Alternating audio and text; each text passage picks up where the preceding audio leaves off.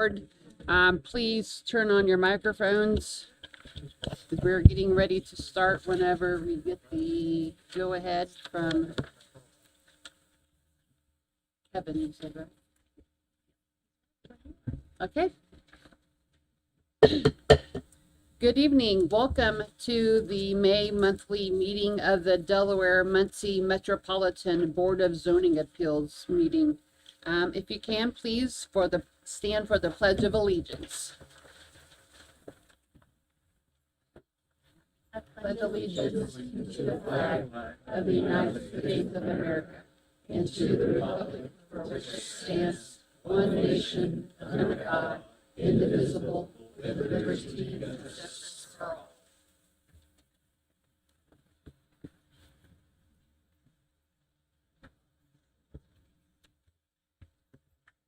Okay, roll call, please.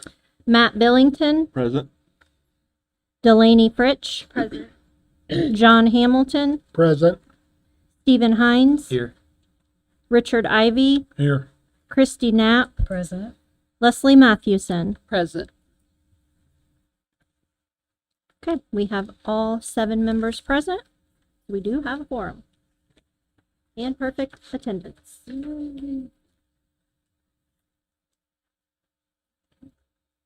So we will move on to the consideration of the March 2026 regular monthly meeting minutes. The chair would entertain a motion as to the approval of the same. I would make a motion to approve the March minutes as presented. Second. We have a motion and a second. Roll call, please. Billington, Yes. Fritsch, Yes. Hamilton, Yes. Hines, Abstain. Ivy, Yes. Knapp, Yes. Mathewson. Yes. 6 yeses, 1 abstain, so that is approval of the March 2026 minutes.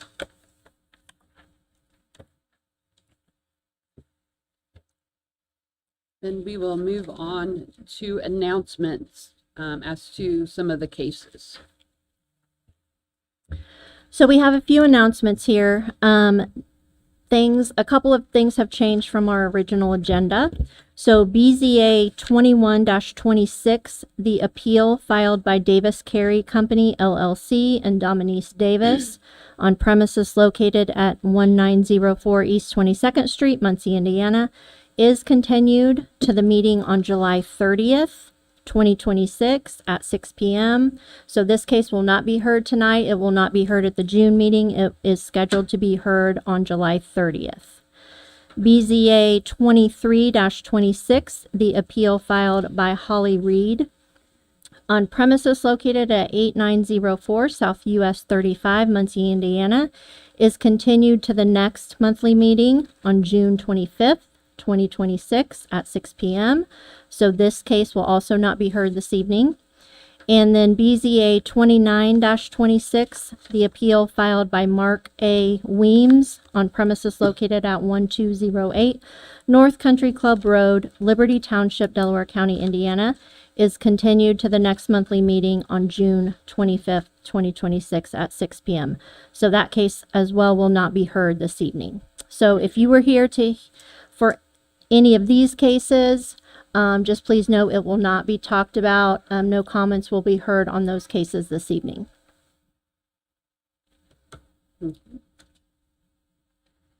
Okay, so I show that there's not any old business, but before moving further into the agenda as to new business, I want to address some of the rules and procedures. First of all, if you have a cell phone with you, if you can, please either turn it off or turn it on to silent. Secondly, when your case is called, you'll step up to the podium here and you'll give us your name and address. The person or entity that is seeking the request would be the party that will be speaking first. Once they have completed their presentation, we will then open it up to those who wish to speak in favor of the request. And again, we would have all individuals who are speaking to this evening to give us your address. And then we would then turn it over to those who may oppose the request. And then the applicant would have an opportunity to then address some of the concerns that have been brought up and to answer any further questions that the board has. We ask that everybody refrain from making comments about some of the matters discussed by the individuals. We want everybody to have a free and opportunity to express their opinions without feeling that they would be ridiculed, etc. So we would just ask that you show consideration. And as you can see, we have a very lengthy meeting this evening, as we have 3 pages worth of matters on the agenda. I know that some of the cases there may be some multiple individuals wishing to speak. I might get a hand count prior to some of those cases as to those who may be wishing to speak. If there is a large number of people wishing to speak on that matter, we may then implement our rules with regard to time as to what each party or each side would have, and we would let everybody know how much time that would be if that is something that we believe needs to be done. I'll have you read the cases, and then I might ask then after reading the case as to how many individuals anticipate speaking on the matter. You're ready. Okay. New business, BZA 03-26, Jurisdiction, Board of Zoning Appeals.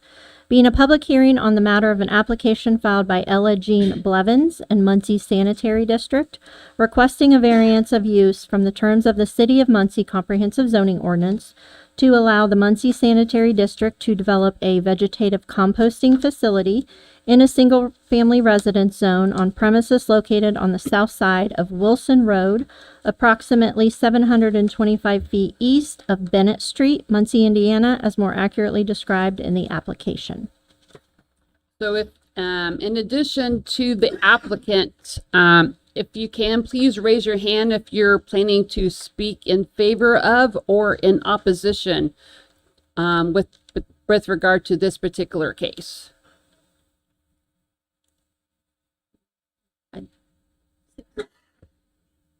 You have 3 people out there. You, I guess, one. How much? 3 minutes. And I guess maybe Alan can explain what the, for the,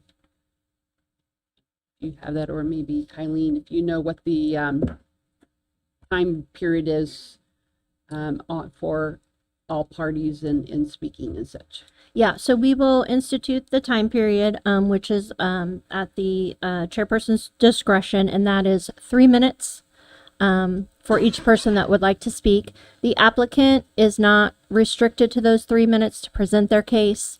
Any applicant presenting a case has up to 20 minutes to do so. So if your case is called, if you can, whoever is wishing to speak on behalf of the applicant, if you can come and give us your name and address, then please. Good evening, Board. I'm Mara Hoff, an attorney with Defer Varan, 400 South Walnut Street, Suite 200 here in Muncie, 47305. With me this evening is also Adam Leach, our city engineer and president of the MSD Board, as well as Kathy Van Ice from Ashton Surveying. As I can see, you have a full agenda. I'll stick to the basics and then remain available for any additional questions or issues that you feel need to be further fleshed out.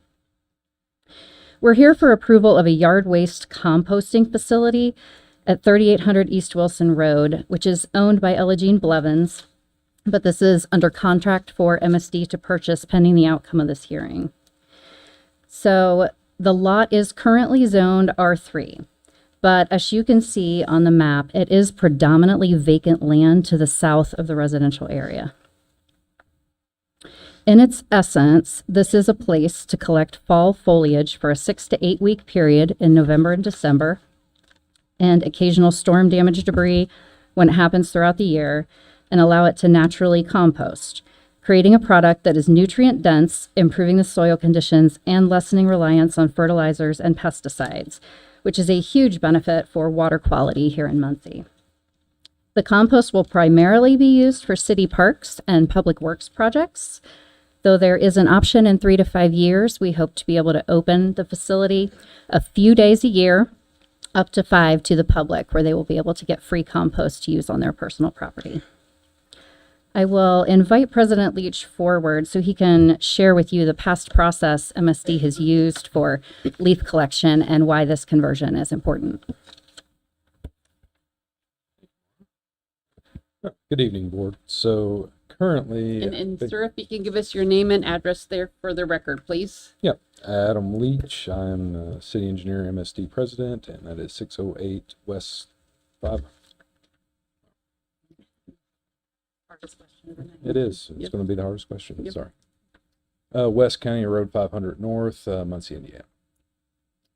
So our current practice is basically all your leaves and things that we collect throughout the city are taken to ECR, and we pay them $53 a ton to dispose of that. That goes directly to a landfill, fills up the landfill. Generally, that is considered bad practice everywhere.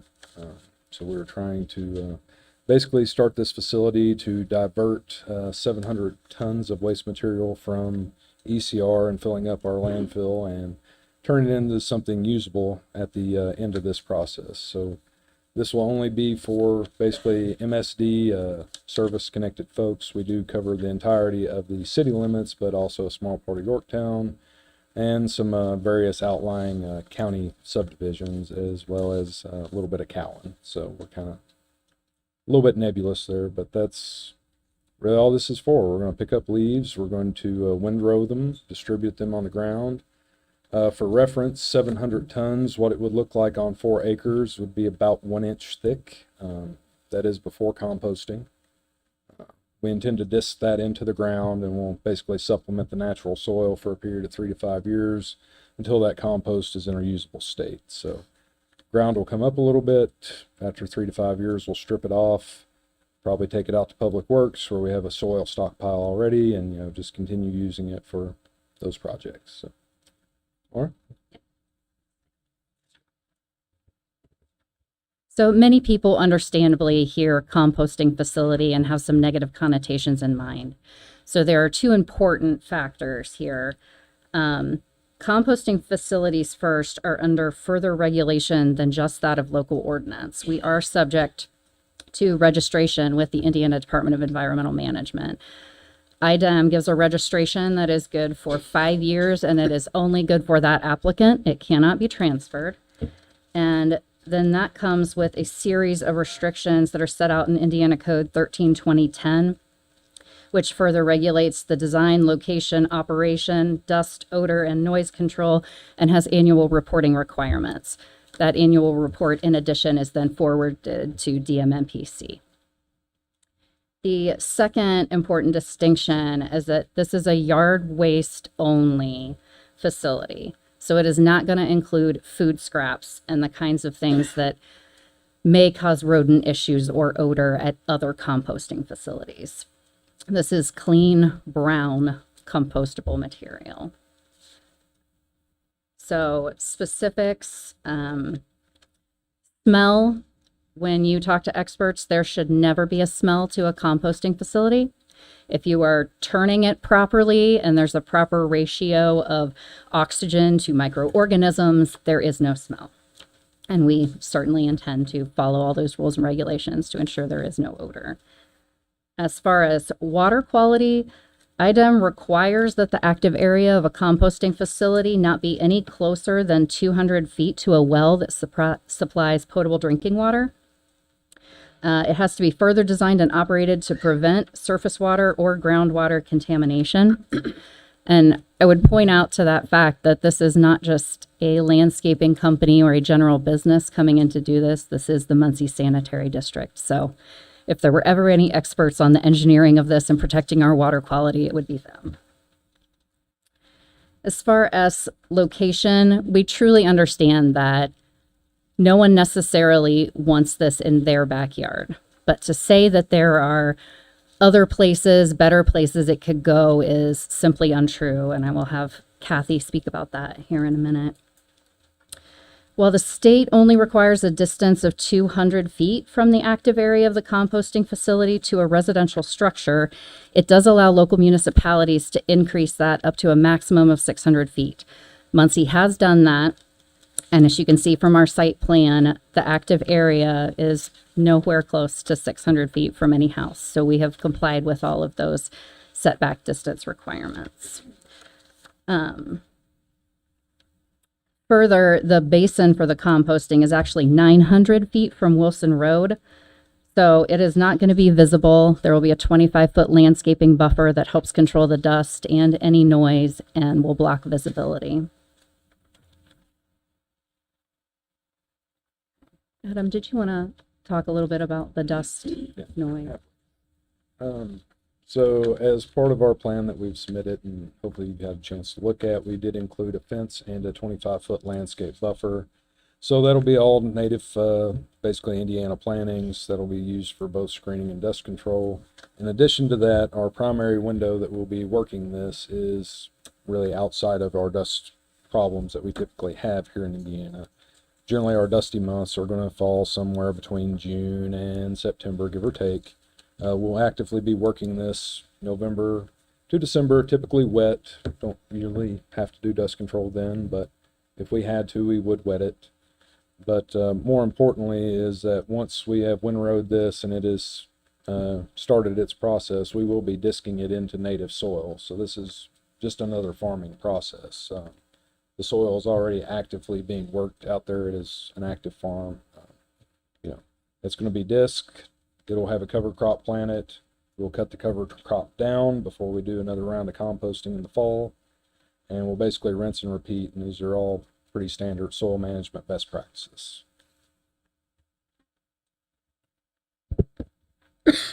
Another concern that was raised was simply noise. The noisiest thing we will have on the property is a tractor disking up. At 600 feet away, a tractor disking a field will typically produce a sound level of 48 to 61 decibels. This is comparable to the background noise of a quiet suburb, normal indoor conversation, or a running refrigerator.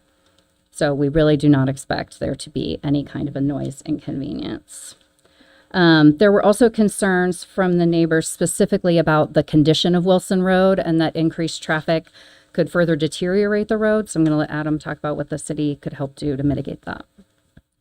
So Public Works has an active contract with the Muncie Sanitary District that allows Muncie Sanitary District to request paving projects from Muncie Public Works. And as I represent both of those entities, I can always ask myself to pave something. It works out fairly well. That said, we would be more than happy to pave the 753 feet that is between the entrance and Bennett Road and add gravel shoulders to that road. And we'll also, of course, thicken it.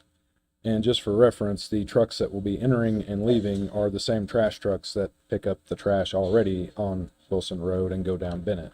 We're not looking at semi-tractors. There may be an occasional dump truck if we're, basically stripping the soil, but it's going to be very, very occasional. Our employees, we only work from 7 to 3. So that would be, they would not be out there from 7 to 3. They'd probably make it out there at 8 at the best day. But that said, generally, we're probably not going to see more than 10 trucks in a day. And once again, it's going to be trash trucks that are already going down the road. So that's it for that. So as you're aware, we're requesting a variance of use because this is in an R3. It is an R3 that looks a lot like a farming zone. Kathy has worked with the GIS office to try to locate other viable places within MSD's territory. You know, we would need to have a farm zone with around 15, 16 acres like this site, and we would need to be able to set it back at least 600 feet from any residence. So analyzing the entire territory, correct me if I'm wrong here, Kathy, but I think we're looking at maybe only 5 parcels that would even qualify. And to my knowledge, none of them are available for sale except for Miss Beloved's. Is there anything you wanted to add to that, Kathy?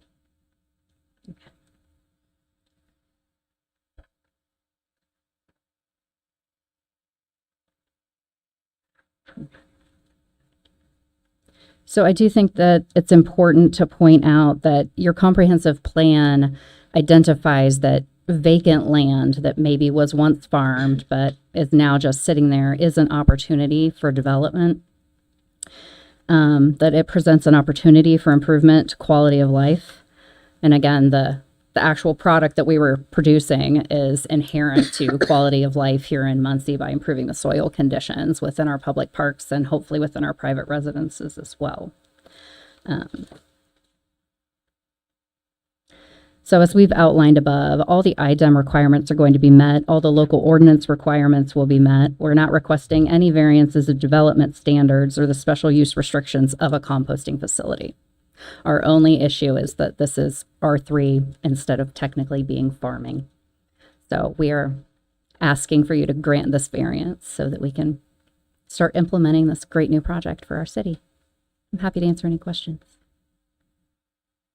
Yes, I have some, I know that a plan has been developed, but I guess to my knowledge, and Kylie, maybe that's where you can help. Do they have to follow the plan if we're granting the special use? Like, for example, if they choose not to put in the fencing and the vegetative buffer, if we just grant them without any conditions, or would they be required to put in that vegetative buffer and chain link fence? So what is contained in the ordinance for regulations for vegetative composting and mulching facilities? I did place that at your spots this evening. That is what is required if a special use is approved for this type of facility in a farm zone. This is different because it's not being applied for a variance for a special use in a farm zone. It is just a variance of use. So these are some items that a lot of the materials that the applicants have turned in, they are following a lot of these, but these are not things that would be required of them. They are things that the board could look at to see what standards are usually followed, and they could use those, you know, as you wish. But no, they would not be required to follow any of these unless they were placed as conditions of the variance. Madam President, we are happy to concede that you can place that condition on there because we intend to follow it. And I know that during the period of time when the leaves and material is coming into the facility, I guess, I think you said maybe up no more than 10 trucks. I'm just trying to get an idea as to how much traffic is coming in during those periods of time, because that appears to be a concern with some of the neighbors about how much additional traffic may result from this. Yeah, our estimate is 10 to 12 trucks a day for that approximately 6-week period. The rest of the year, it would be very, very quiet. That's spread out through the workday. That's not going to be 12 trucks in mass. They will collect, come in, dump, and leave. Okay. Typically, our trucks can make 2 turns in a day, so that's once there, dump off, once back. We usually only run 3 to 4 trucks for leaf collection, so the 10 is the top end of that estimate. So 20 trips a day total over a basically 7-hour period. And I think you kind of touched upon it. I guess would you say that there's a difference between composting, which is what you're asking to do, and like mulching. So mulching can be part of composting. We will collect, when we have big storms roll through Public Works and our forestry department, we clean up after the storms. So right now that is getting taken to ECR and disposed of. What we would propose to do with this is we would basically collect that up once a year, have a tub grinder come out, grind that. It would be mulch at that point, and we could either give it away or mix it in with the rest of the composting process. So, Are you saying it'd be ground there on site? very likely. Okay. And then I guess of those things that are mulch, you kind of touched upon that you would be doing a lot of this during the wet months, because I know that some of the neighbors have addressed concerns. Sometimes you see online or about mulch fires. And there's been some concerns raised about what you're doing and whether that could increase the chances of a fire taking place out there. And I don't know if you can maybe elaborate and address that particular concern. Yeah, so typically when you have a mulch fire, that's indicative of a high level of nitrogen. So you have greens, which are nitrogen rich, and brown, which are carbon rich. This being a brown facility, not going to have a lot of those nitrogens, which usually leads to those auto ignitions, which is what you're talking about. The other thing is this is a windrowing facility. This is not a giant pile of compost. It are per the basically the special use for the farm, they're limited in height to no more than 3 feet during the windrowing process. So basically they're never going to attain enough thermal mass to ignite. But even if they did, we're also significantly, I hate to say overbuying, but we're buying a very large parcel of land and intending to use about 4 acres of it.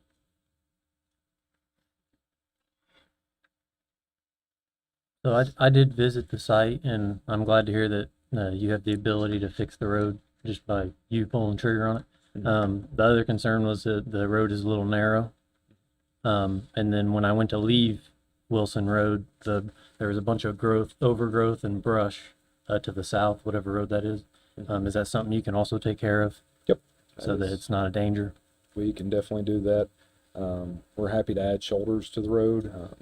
Just because of the low level of traffic, we'd do probably a heavy duty gravel shoulder on it. Okay. And of course, with the new pavement, it would give plenty of room for someone to get off just because there's not a ton of traffic back there, and we're not really planning to add a lot of traffic either. Okay. And you already said there was going to be disking on the property. Will there be any burning? No. No burning? No. Okay. And so when you say disking, I just want to make sure you're not saying like they're going to be digging, because another concern was that there's that pipeline running right through there, that natural gas believe pipeline. We have a letter stating that this would not conflict with that from the pipeline company that was included. Okay. Am I correct in that? Yep.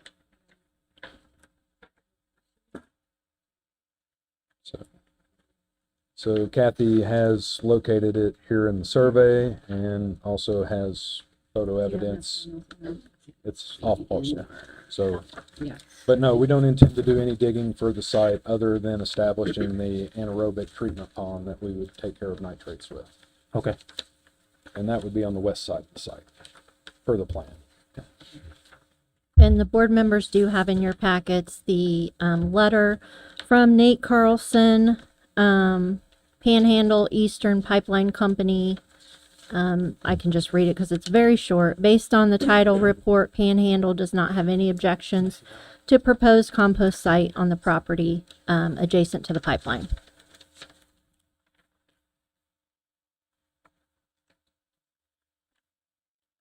And then I think you may also touched upon it briefly about, I guess, pests, whether rodents or, I guess, does this also draw mosquitoes and other insects that might carry diseases? Because there's also been some concerns about health risk for surrounding property owners and potentially animals that they may have. And I don't know if you would be able to address that topic. So typically, once again, this is a brown waste facility. There's not really anything for vermin to eat. There's always, with some of the mulch being stored there on a temporary basis, theoretically you could have termites. That's not typically a problem with large mulching facilities just because internal heat of the mulch is not really conducive to termites. You're more likely to get them with the mulching around your house since it's always moist and shaded, which is really what draws the termites in. There could obviously be bugs on the site because if anyone's had a childhood in the woods, there's probably going to be bugs in the leaf pile. There's a likelihood of there being mosquitoes because we are going to establish a pond, but we are also, once again, trying to be as far away from everyone as possible with said pond, and we will happily do mosquito dunks or other methods if that becomes a problem.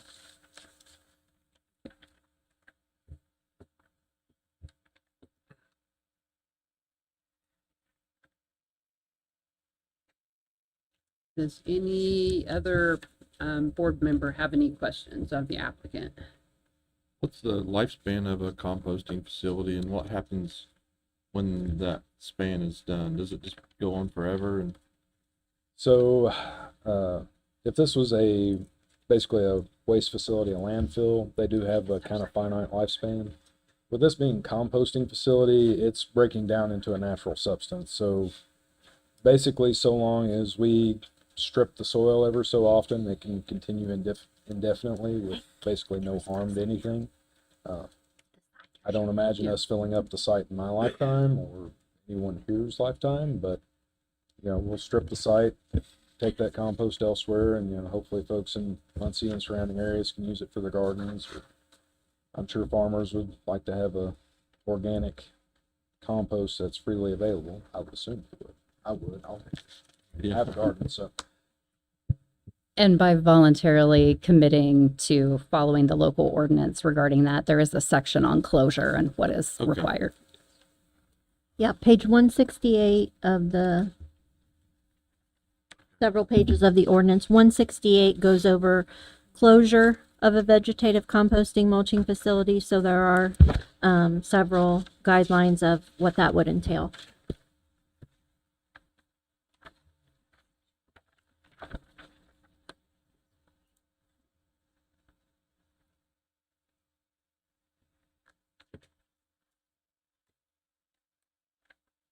Anyone else have any other questions of the applicant? Okay. Seeing none, you may have a seat then. Thank you.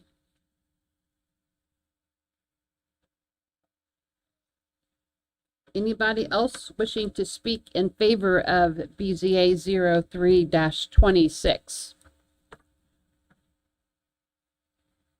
Okay. Seeing none, anybody wishing to speak in opposition to BZA 03-26? Hello, my name is Elizabeth Wilcox, and I live at 4000 East Wilson Road. I want to first say I appreciate my letter being used as a guideline and answering all those questions. I appreciate that. However, I do still oppose the project location. Not necessarily the project itself, but I've lived there for 21 years, and it is the most peaceful road that you could probably find in Delaware County. And we still have those concerns. We're all on wells, and we all worry about bugs with our pets and our kids. And, even though the Panhandle pipeline people said they're not concerned, it goes right through my yard. So anything with natural gas is going to kind of be a little bit of a concern. So that I ask that you do take in consideration those conditions that I put on the last page of the letter. At least think about it. I do want to thank the neighbors that I have for being here. That's really cool. And even if that's the only thing that comes of it, us getting together and talking about this is really nice. So, thank you. Thank you. Anybody else wishing to speak?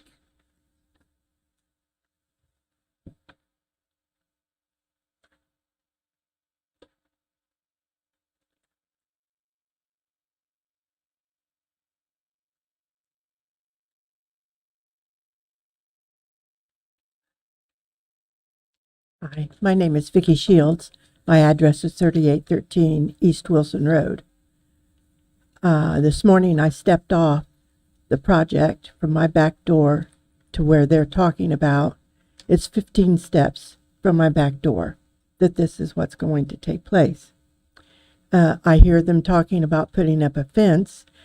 I would require that fence to be a privacy fence. I don't want to look at this. I have a bay window that's all the way down the side of my house. And I would suggest that the value of my house just dropped considerably. Those are some of the things that I put into the email that I sent you, and I do believe you got it.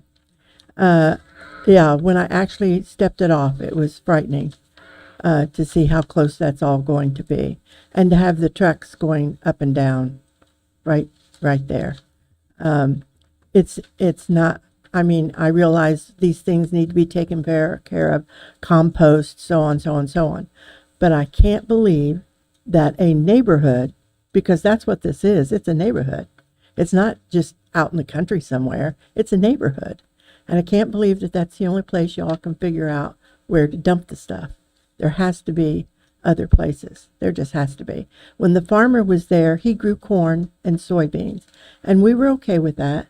His equipment came in. The days that he sprayed, we all shut our windows and prayed, because the spray is not conducive to life and limb, but we got over that.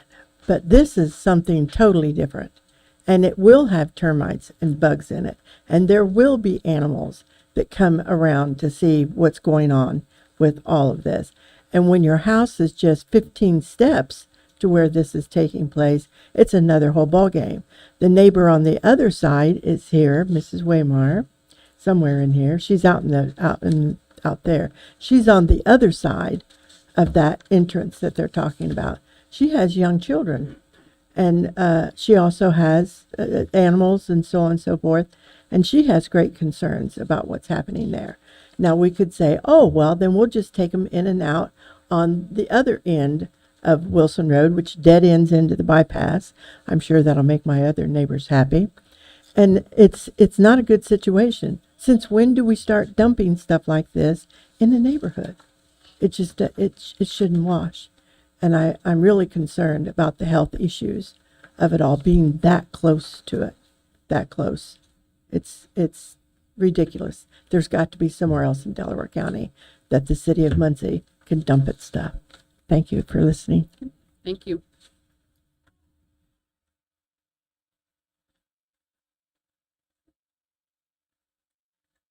Good evening. My name is Olivia Highball. I resident at 3901 East Wilson Road, so I'm actually right next to Vicki Shields. I don't have anything professional to say. I kind of am in favor for the mulching and everything that he's trying to do. I am not in favor of the location. We bought the property about 8 years ago, thinking 3 of our kids are going to grow up in a nice dead-end, peaceful road. We actually always called it our country in the city, because we are in the city, but we're not in the country. And I just want to say that I just don't approve of the location, is what I'm saying. All 3 of my kids love to ride their bikes. Our toddler rides his electric bike up and down the road because we know everybody. And I don't approve, is all I kind of want to say. But thank you.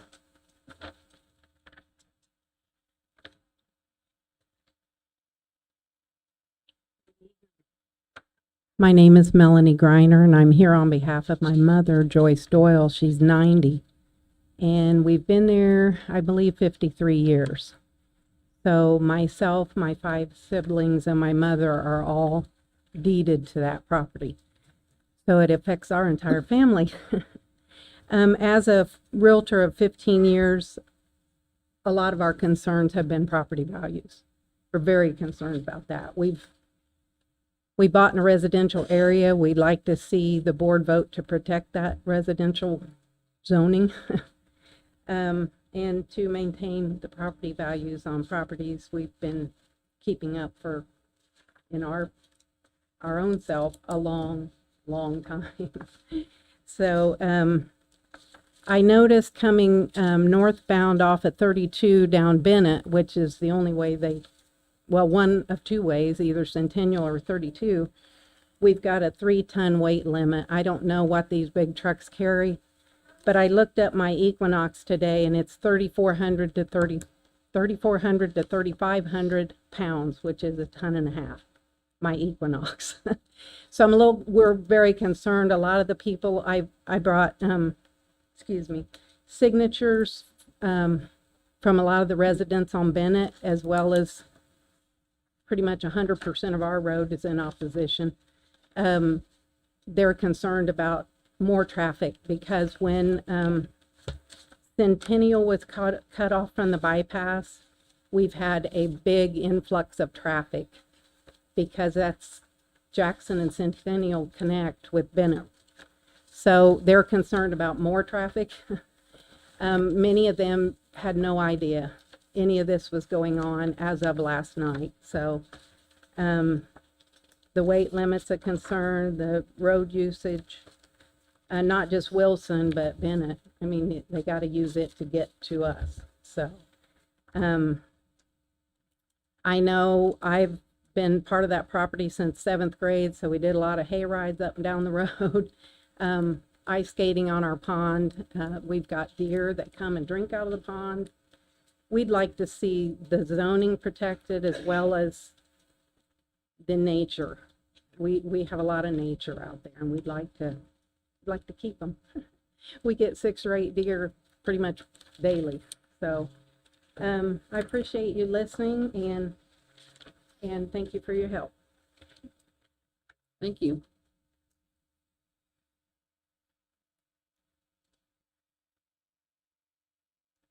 Anybody else wishing to speak as to BZA 03-26? Okay, seeing none, I'll have the applicant come back up and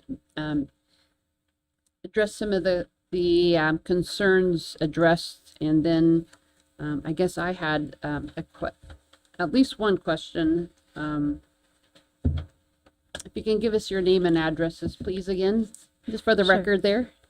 Mara Hoff with Defer Varan, 400 South Walnut Street, Suite 200. Adam Leach, 6808 West County Road 500 North.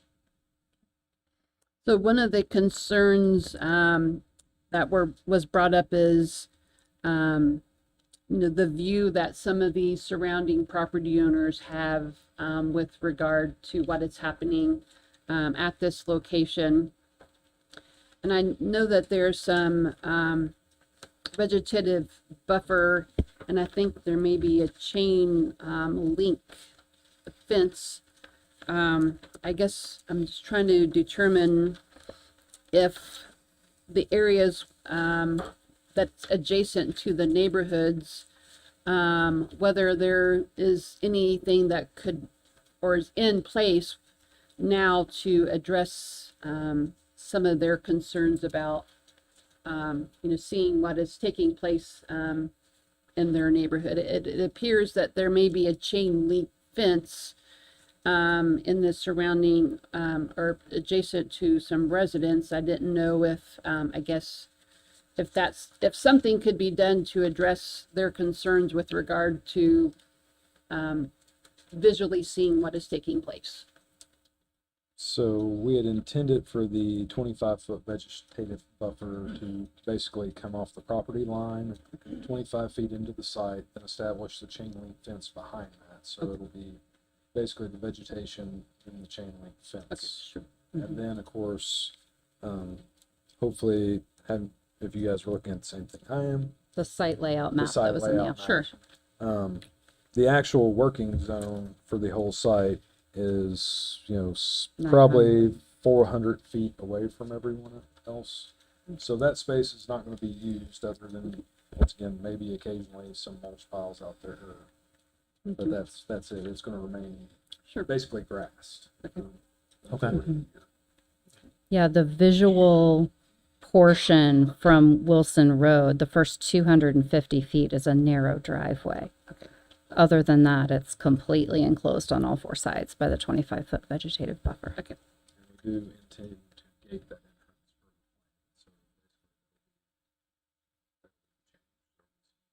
entrance. Vegetation, gate behind it, and asphalt drive. So just for clarification, one more time, of the 16 acres, only 4 of it's gonna be used and the rest of it's gonna be grass, pretty I'm much? seeing, I think we have indicated, so once again, if you're looking at our layout map, Yeah, 16.475 acres is Yep. the full lot, 0.4 acres that will have asphalt pavement, and then the available area for the windrowing is 3.37 acres. Okay. I was a little curious about the financial impact on doing this facility versus taking it to ECR. You gave us a tonnage price, but what's that equal in dollars per year if you didn't want? if you What'd had you to spend figure? last year? about $150,000 a year. And what's it cost to operate this facility? So our once built, bought, all that, when we figure it's gonna be, I think it's $183,000 to purchase the property. It's gonna be about another $150,000 to improve it. And the actual operations of it, we already pick up the leaves, we already have to dispose of them, so that's kind of a wash, in my opinion. We will probably have maybe 40 or 50 hours operator time out there to windrow everything on a pretty regular basis. Once again, assuming kind of standard pay rates and everything else, it's probably going to be $25,000 a year on the very upper end to operate the facility. So it would essentially pay for itself in probably 2.5 years, 3 at the utmost. Do you have a delivery window for when those drops will be made? So those, basically those 10 trucks a day are really only in leaf season, which is that 6 to 8 week window that generally fall, and this, everybody's lived here hopefully for a little while. Fall in Indiana happens when it happens. So leaf fall can happen December 1st. It can happen November 1st. So kind of those 6 to 8 weeks after the first leaf fall, we start picking them up. That's when the site will be the most active. After that, it'll be basically somebody coming out with a tractor and a pickup truck to do maintenance on the site. What is that actual clock time? Is it 7 to 3, 7 to 7? Yeah. So our For safety employees to only keep- work 7 to 3, so that would be the absolute maximum theoretically if we made them show up on site, which we wouldn't. They'll report somewhere else and drive out there. But they do usually work some overtime in leaf season, don't they? Typically, the overtime we run in leaf season is due to debagging. If we're picking up the leaves, it's usually not more than 30 minutes or an hour. Okay. Typically. Mostly we don't really want to pay overtime for it, so we try to keep that de minimis. Is the 3-ton limit on the road, is that an issue that you? So, and just for reference, if anyone in the room has a 3/4 ton pickup truck, your truck weighs 3 tons or more. A lot of times what happened is, if you look at the data on those ordinances, they come from the 70s and 80s, and it was something that councils would put in effect basically to identify something as a residential neighborhood. However, if I, as the city engineer, decide to start strictly enforcing those limits, no UPS trucks, no garbage trucks, no 3/4 ton pickup trucks, no farm equipment would be allowed on the road. It's not a safety issue. It was just kind of a thing they did. We see it oftentimes, and it's kind of runs afoul of some DOT laws, actually, given its proximity to an interstate. We won't talk about that. But that said, it's not an actual structural engineering problem. The road can definitely handle a trash truck because we run a trash truck down it, at least once a week. And we're going to rebuild the road anyway, and we'll make it thicker, just, You spoke to repaving. Were you talking about Bennett, Wilson? What? So Wilson is certainly in the worst shape of the 2 roads, so we will happily repave Wilson almost immediately. If this were to be approved, we'd repave it this year. Bennett would probably have to go into next year just due to my crew's paving schedule, but it's not in the same condition that Wilson is. Could you speak to what plants are going to be in the vegetative buffer that will be concealing the chain link fence? Our intention is to hire a landscape architect because unfortunately when engineers do this type of thing, we pick 2 trees and that's what you get. That's just what we do, sadly. It would probably be a mixture of, like I said, it will be all Indiana native vegetation. It will not be any honeysuckle, that type of thing. That also kind of limits us. Arbor vitae is not a native species to Indiana. It would be a mix of deciduous hardwoods, probably some Virginia pine, just to kind of mix it up. We would probably go for a more natural mix than an aesthetic mix. So hopefully we would be mildly eclectic in that. Once again, probably a lot of things that want to attract wildlife, birds, that type of thing. So that would mean your oaks, your hickories, basically anything that's a mass-bearing species, we'd be happy to plant in that area.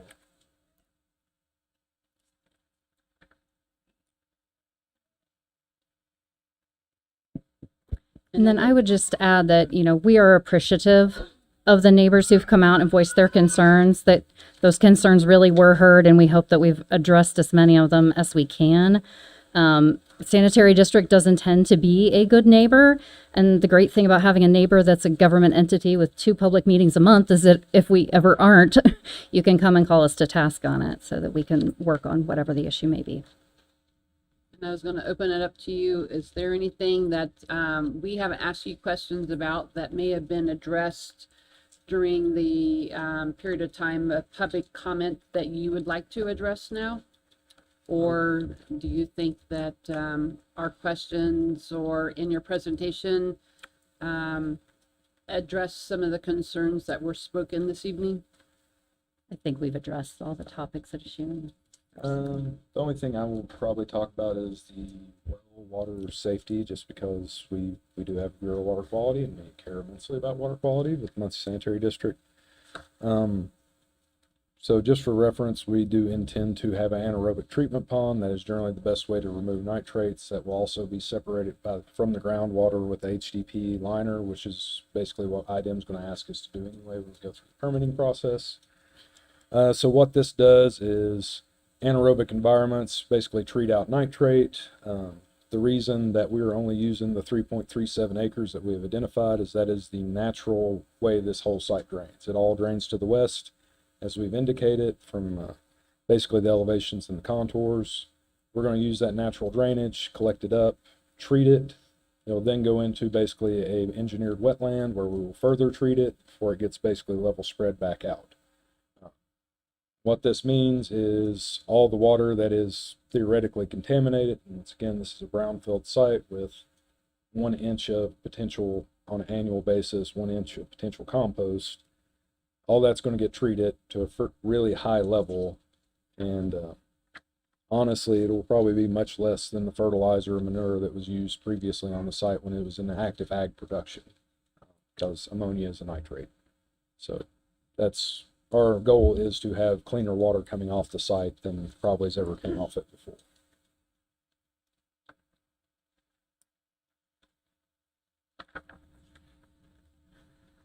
Do you foresee expanding the size of the site? No.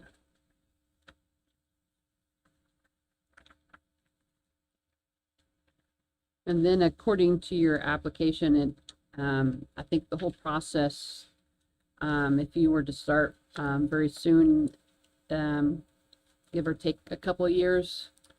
We would anticipate about 6 months for just permitting through IDEM. Obviously, we'll have to comply with everything that IDEM asks of us. We're more than happy to do that. And we actually aim to go above and beyond, just because we try to be good neighbors everywhere we go. One of our guiding principles at the sanitary district is we try to leave everything better than we find it. So this is another one of those projects.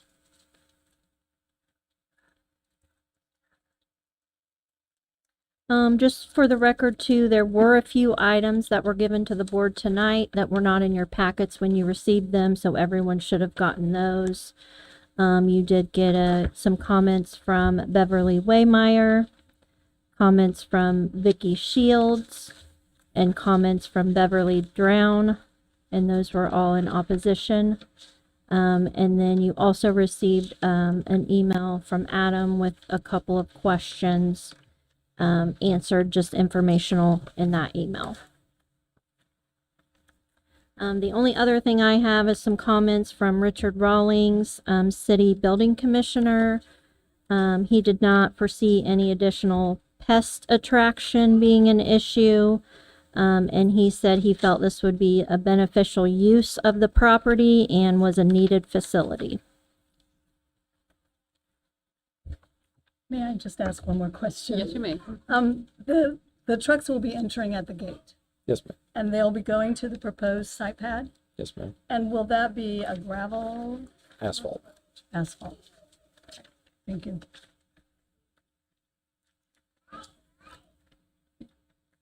Any other questions for the applicant? Okay, hearing none, you guys can have a seat then, please. Thank you. Then I guess the chair would entertain a motion with regard to the request. I would make a motion to approve BZA 03-26 with the conditions that the portion of Wilson Road that we utilize for the facility be repaved and the proposed gravel shoulders be added prior to utilization of the site, and that the site abide by Article 31, Section 14 of the ordinance. I'll second that.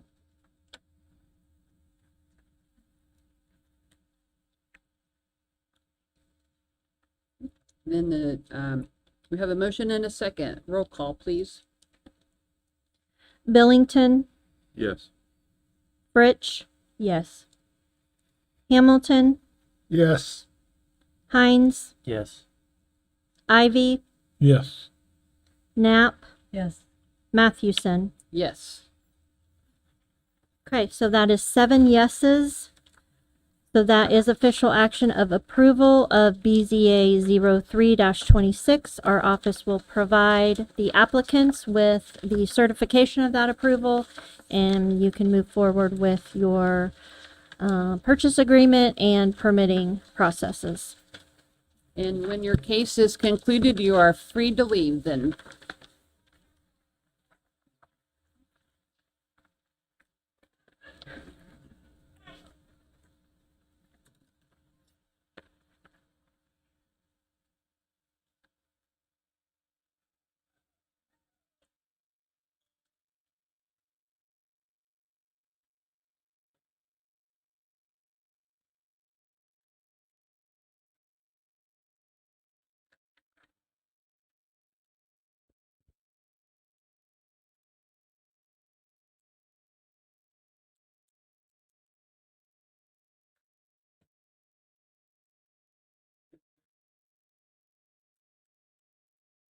Next case under new business is BZA 16-26, Jurisdiction Board of Zoning Appeals, being a public hearing on the matter of an application filed by the Muncie, Delaware County Area Senior Citizens Council Incorporated and DCRT LLC, requesting a variance of use from the terms of the City of Muncie Comprehensive Zoning Ordinance to allow a business for counseling and medical services in a residence zone on premises located at 2517 West 8th Street, Muncie, Indiana, as more accurately described in the application. Just so the board is aware, through my employment at the law firm of Keenan, Bruns and Murphy, I do have a conflict with this particular case. Therefore, if the board has any legal questions that they would need answered, the board would, it would be required for the board to seek alternate legal counsel for this matter. Who is here on behalf of the applicant? Good evening. Good evening. My name is Jay Deutschman, manager for DCRT LLC. I live at 11 Balmoral Crescent in White Plains, New York. And I'm happy to be here.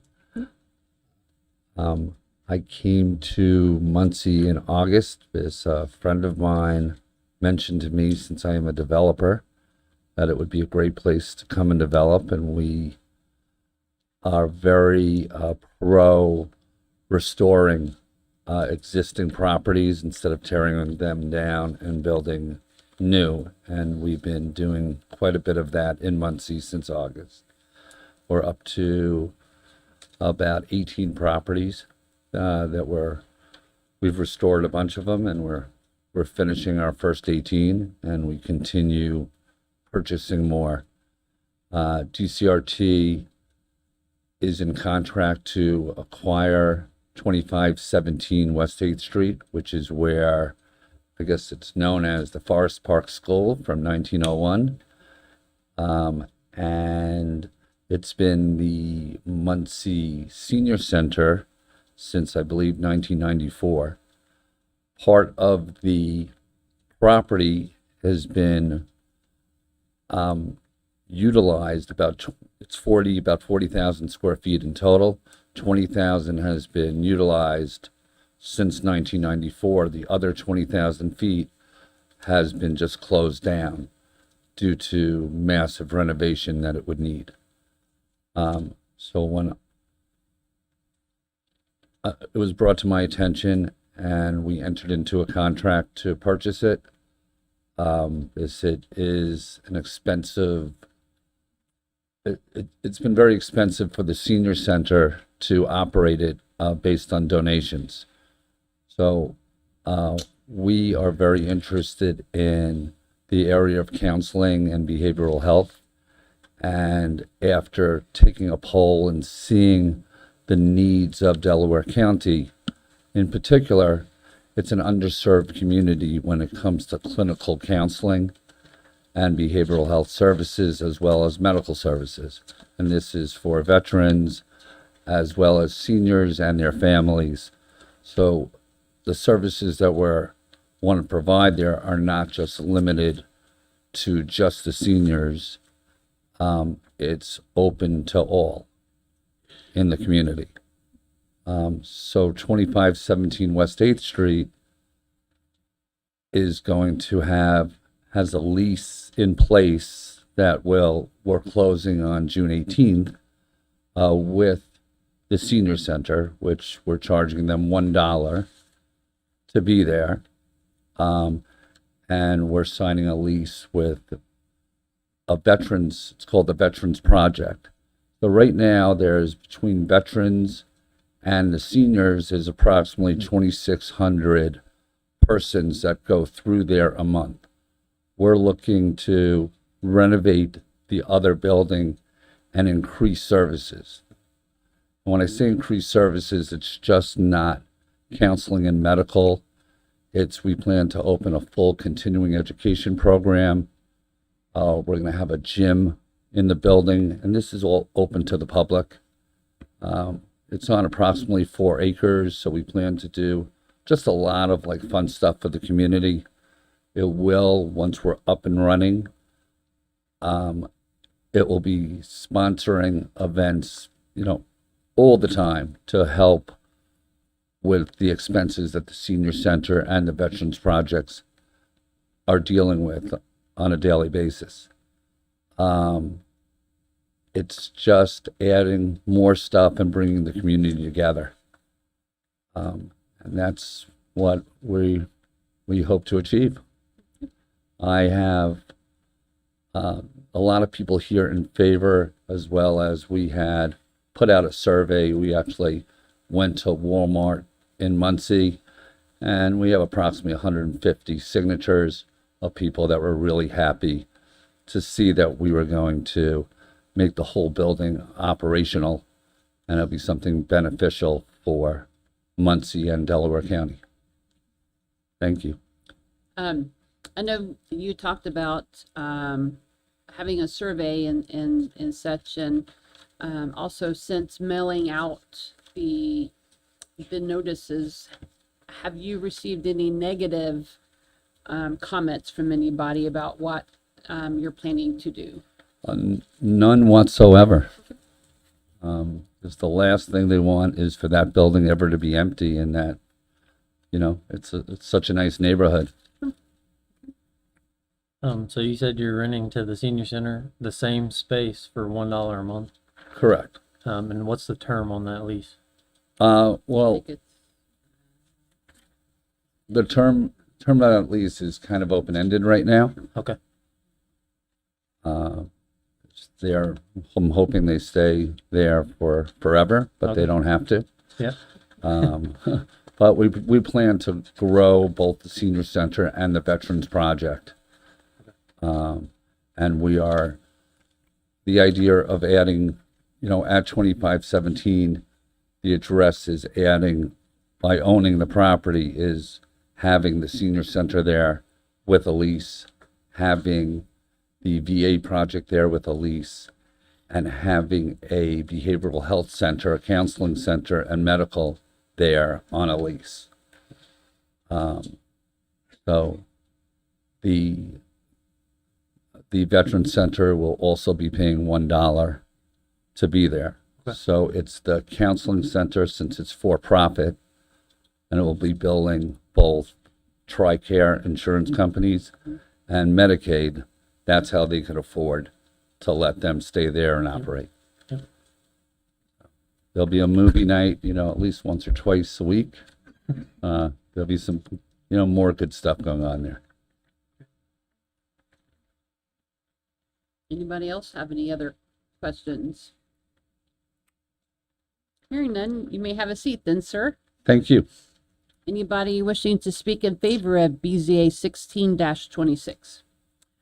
Hello, my name is Julie Mears, 3813 West Woodway Drive. I am the Executive Director of the Muncie, Delaware County Senior Center, located at 2517 West 8th Street. I'm going to approach this from two perspectives. The first is to talk about our building and the wonderful gift that DCRT is giving us by purchasing our building.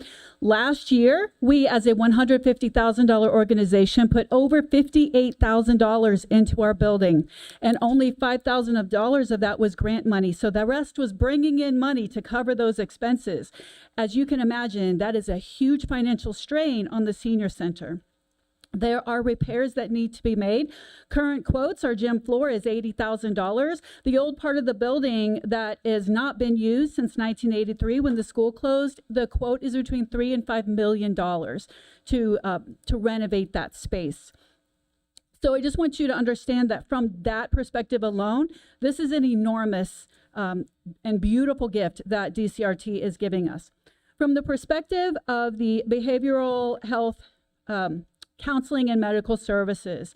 When I came to this position just shy of 2 years ago, I started noticing things in our seniors. I noticed that we desperately needed counseling services for them. They are experiencing tremendous loss of a spouse, negative health diagnoses.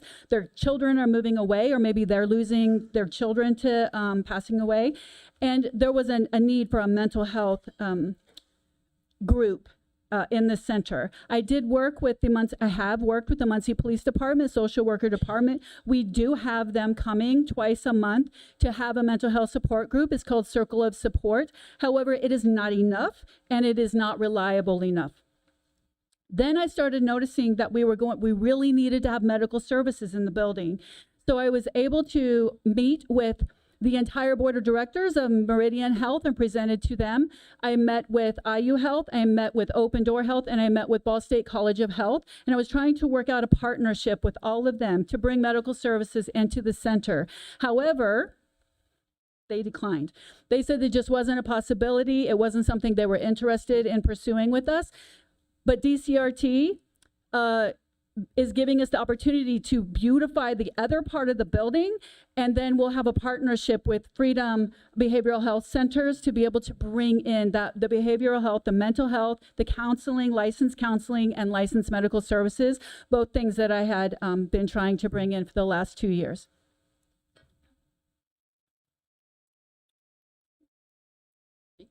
Does anybody have any questions of her? Thank you.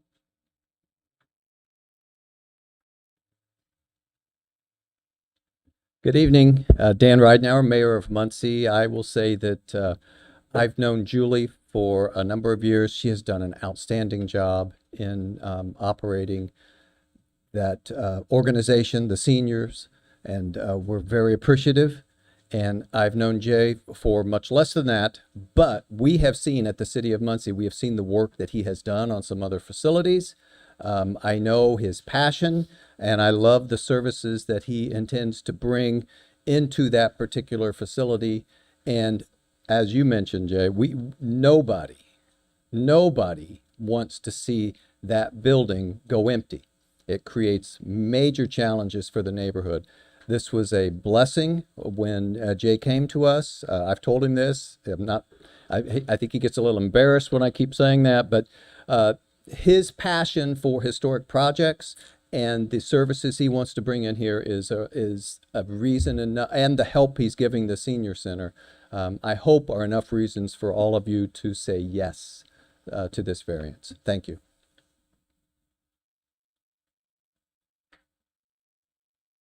Hello, James Heimlich, 9508 West Lone Beach Drive, Muncie, Indiana. I serve on the board of the Senior Center, and so obviously I am in favor of you voting an approval for this variance on the property, but I also wanted to speak on behalf of one of my other roles, that I'm also the Muncie Historic Preservation Officer. And so what I'm getting involved with the Senior Center, I've seen in many other properties here in the city with charitable organizations having wonderful missions and goals, but they're saddled with a historic building that they love and that they're trying to operate with a historic building. So just wanted to say that this kind of a variance and this type of approach dealing with different partners and working together to try to keep organizations within a historic building is just a growing necessity. So I want to commend this board for continuing to seek different types of solutions to these variances that are needed for these historic buildings and with these properties with organizations and charitable organizations as well, because it is just a unique struggle that they have. So thank you for your consideration in this matter.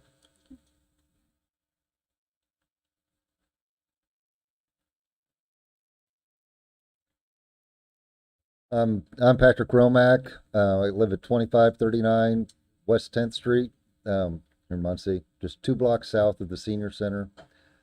I'm a board member of the Senior Center, as well as in charge of the Veterans Project at the Senior Center, as well as, well, my neighborhood. I love the history of our old building. Since I've been on the board, I've kind of pushed and tried to get the old building restored. Jay's been a blessing. Our mayor's been a blessing. Julie has helped us out tremendously on getting certain things back on track. I deal with our veterans, of course. My background with that, I've got several certifications through Psych Armor, through the VA to help out from post-traumatic stress to suicide prevention to family counseling. It's endless. There's probably about 30 or 40 classes I've taken through the years. The mission 22 a day is a myth. According to Rutgers, Columbia, it's pushing 70. And that's terrible. We try to help as many veterans as we can with the mental health. What Jay is proposing, bringing in, will take a lot of that burden off of the few that I've got that can help. We offer a coffee club for Saturday of the month at the Senior Center. We are getting between 110 and 120 veterans in. We bring in from the Marion VA, from the Fort Wayne and Indianapolis VA, people that can help them from legal all the way through basic counseling. With what Jay's offering again, that could make that more of a 7-day a week, 365 day a year, and maybe save some lives, save some families. Dealing with post-traumatic stress myself, it's like a switch. You could hear a firecracker go off and it triggers. That could save some lives sometime, because how each veteran reacts is very different. And if we can get them into somewhere where they can get the help, they know they can get the help in a safe environment, that would go cut down on our suicide rate. That could cut down on, say, the crime rate. That could also save families, because the family as an entity also pays the price. Domestic situations could be averted if that veteran gets the counseling that they need when they need it. And I'm sorry, I'm gonna step aside at this moment, but Thank you, sir. I am for this. Thank you. Sir. Yep. Nope. Good evening, Stephen Brand, Delaware County Commissioner's Office. I'm not going to repeat anything that was already said. I'll just highlight a couple things that I think are important. This is a unique opportunity to correct years of deferred maintenance on this facility. It'll correct some safety and some aesthetics. This facility is on a bus route, which is very handy for those folks that need to utilize a facility such as this. I've been a neighboring property owner for the last 23 years. That particular property's been in my family for about 60 years, and we're excited to see an opportunity like this come to the neighborhood. I will also say that this received, I believe, a unanimous favorable recommendation from the Planning Commission as well. So I encourage you to vote in favor of it tonight. Thank you.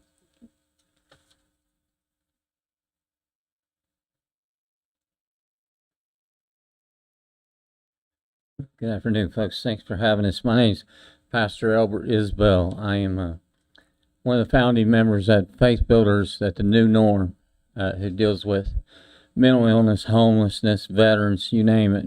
We deal with everything there.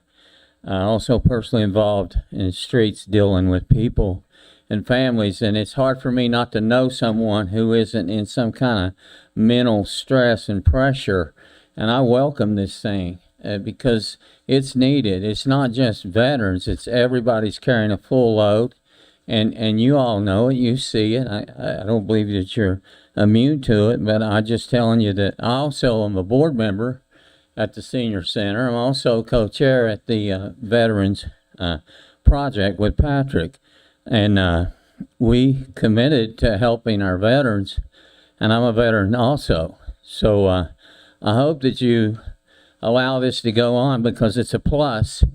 And been in that neighborhood, it's hard to find a neighborhood that don't have access to people to get help. And like our director Julie said so eloquently, it is needed.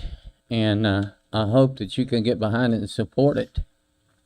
Thank you. Anybody else wishing to speak?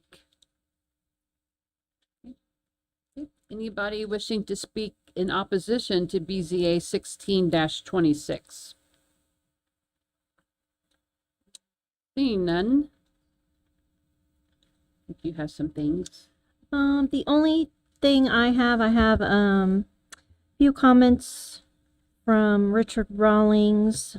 Actually, just one comment. He has no concerns with this and is supportive of it. As Commissioner Brand mentioned, this was heard by the Plan Commission at their May 7th meeting and given a favorable recommendation with a 7-0 vote. And that's all I have. Then the chair would entertain a motion as to the request. I would make a motion to approve BZA 16-26 with the condition that the variance be for the applicant only and not transfer with the property. Second. We have a motion and a second. Roll call, please. Oh, sorry.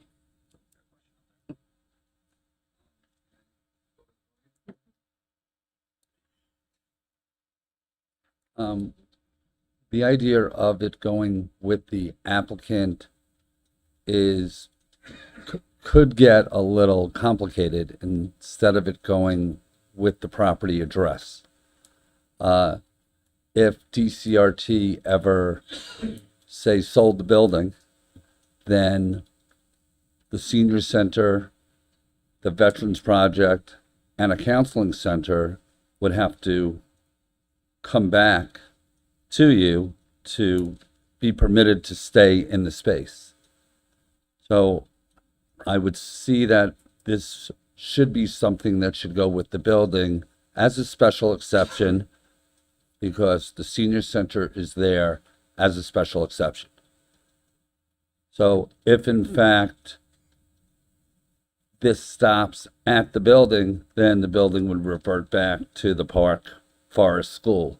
If the senior center left, the counseling center left, the Veterans Project left, but for it to just be on DCRT, I can't guarantee that we will be there forever, that we won't sell to another entity. So that's why it's important that it goes with the building, or it's transferable to if we ever sell the building without having to come back to the board. Thank- Thank you very much. So we have a motion and an order, I guess this, motion and a second. So we need to address the motion that's currently on the floor, which is for the use being the applicant, for the applicant only and not transferring with the property. We can have discussion, about that. I mean, the only thing I would say is like, you could still come back and ask for a permanent zone change. You know what I mean? Like, that's not, that wouldn't be against anything, I don't believe. Like we could accept this, as the motion was made, but then you could come back next month or whenever and ask for a permanent zone change, I believe. Yep, there could be an application for rezoning. Yeah. The applicant, there are previous variances approved for the senior center, as to how they're running now. The expansion of the medical services and counseling are the reason that they're asking for basically a different variance of use with the new owner. I don't know, I know you can't advise on the case, Mr. Wisely, but can you advise if there is no condition, would that variance of use transfer with the property if there was no condition, maybe to clarify?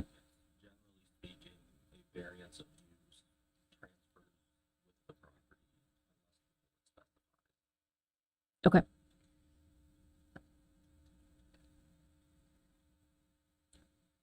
So based on that discussion, I guess the person, making them, or we have to vote on the current, or can they amend it, or?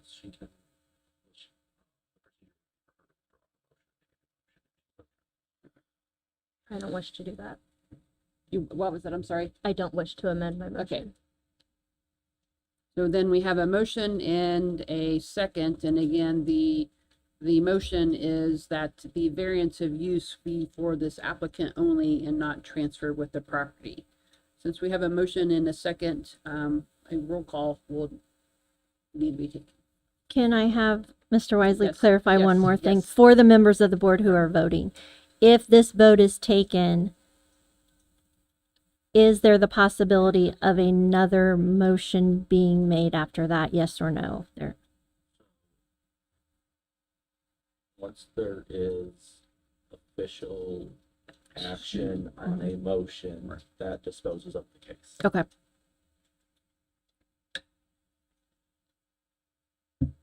Okay. So roll call. Fritsch, Yes. Hamilton, Yes. Hines, Yes. Ivy, Yes. Knapp, Yes. Billington, Yes. Mathewson. Yes. 7 yeses, 0 no's, so that is official action of approval of BZA 16-26. With the condition, we will provide you with certification of that approval, and then you can move forward with your purchasing and any permitting necessary and move forward with your business. Thank you.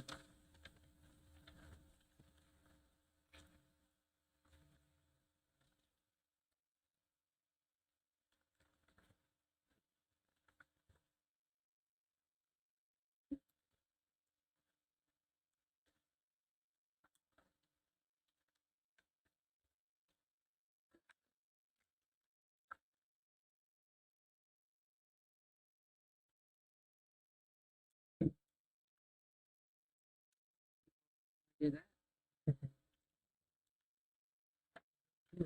Yeah, whenever you are. Next case, BZA 22-26, jurisdiction, Board of Zoning Appeals. being a public hearing on the matter of an application filed by Indiana University Health Ball Memorial Hospital, requesting variances from the terms of the City of Muncie Comprehensive Zoning Ordinance to allow a reduced sidewalk along Jackson Street, no sidewalk along Britain Avenue, and to allow no marked pedestrian crosswalk. Additionally, request to allow an increased build-to line and to allow reduction of shade and ornamental trees for the west side and rear of the property, and to allow reduced buffer plantings along the rear of the property on premises located at 2315, 2321, and 2325 West Jackson Street, Muncie, Indiana, as more accurately described in the application. Thank you and good evening. My name is Kathy Van Ice and I'm from Ashton Land Surveyor. This is for a new fire station to be placed on this premises. The reason we are asking that the building be set back is because of making it for safety to pull a fire truck out. We want to make sure that we're not into the other lane of traffic, and also on the rear of the building to exit the back side of the building there through the overhead doors. We need it wide enough, so we need extra setbacks on the plantings. We're also asking, again, like she said, this is not for the public safety. We're trying to make it so that this is not a facility that the public will just walk up to. So we're not placing a sidewalk from the right-of-way to the front of the entrance of the building. This is not to be a place, we're trying to make it so it's a place of, again, safety, but it's also trying to make it look nice. The front of the building will have the overhead door. So again, we're asking that the front facade, all of these things are a little complicated, but it's the situation of trying to make a corridor standard with a fire department setup. The plantings on Britain, we have two very large, beautiful maple trees that we would like to salvage and not have to cut down. There's technically three, but one will be in the line of the turn of the fire trucks. We're going to have to take that one down. But the other two, we're asking for reduced plantings because of that. Other than that, we've tried to make it as much in compliance as possible. And hopefully we can make it so that we can have another fire department or fire station.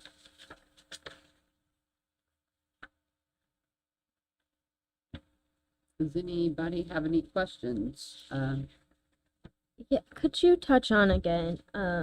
So the reduction of the plantings, I understand the existing maple trees, but could you elaborate a little bit more on the rationale behind the larger reduction along Jackson? The reduction along Jackson Street. Yes, thank you. I hear behind me very well, so anything in the hall, if I stand there and look at you, I'm a little slow, sorry. Instead of trying to place several trees and causing line of sight when a fire truck is exiting the building, we were trying to reduce the number of things that would cause any kind of reduction of sight when they're pulling in or out with their lights on, so there's not a chance of having an accident.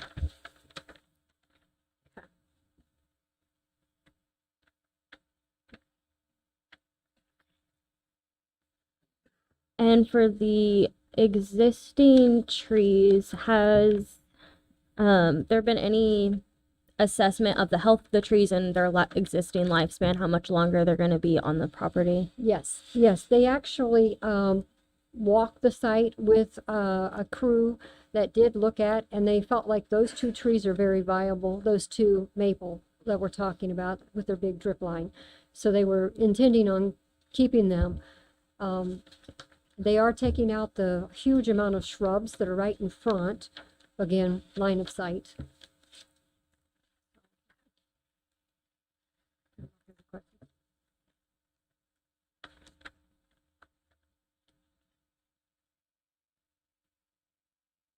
Any other questions of the applicant? Seeing none, then you can have a seat there, ma'am.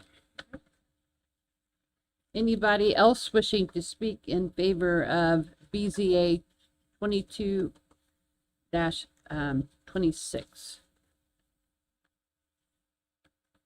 Okay.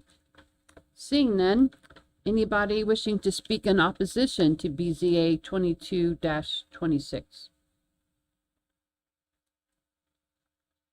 Okay. Seeing none, then the chair would entertain a motion with regard to this request. I'll make that motion. We accept it as presented. I have a question. I Bob? guess we have first had to have a second, and then we can have You're right. discussion. I'll second. No, go ahead, sir. You have to call a question first. Oh, yes. No, I'm just No, I just didn't know if I needed to recuse myself from the vote since I was the original project manager on the project. But it has been well over a year. So generally speaking, if you would be required to recuse yourself from this if you have a financial interest in the project. However, if you feel that because of your relationship with this project that you are not able to be impartial in analyzing it under the zoning code and on the merits, then that is ultimately your decision to recuse. Okay. There was no property acquired at the time I was in the early stages. Okay, so we have a motion and a second, so roll call. Or is there anything that you have on this particular matter? The only comment, City Building Commissioner Richard Rawlings had no concerns and was supportive of this project. Okay, then roll call, please. Hamilton, Yes. Hines, Yes. Ivy, Yes. Knapp, Yes. Billington, Yes. Fritsch, no. Mathewson, Yes. 6 yeses, 1 no, so that is official action of approval of BZA 22-26. We will provide you with certification of that approval, and then you will be able to proceed with applying for your permits.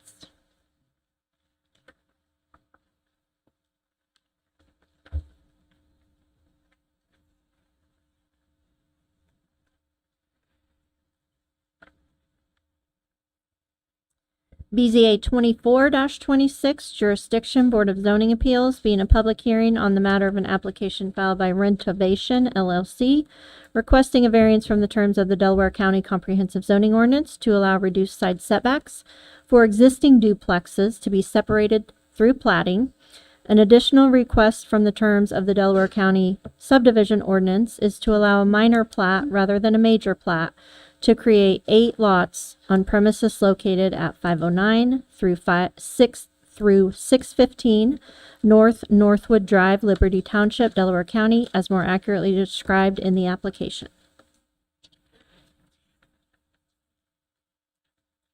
I'm going to return. My name is Kathy. I'm from Ashton Land Surveyor at 325 West Washington Street here in Muncie.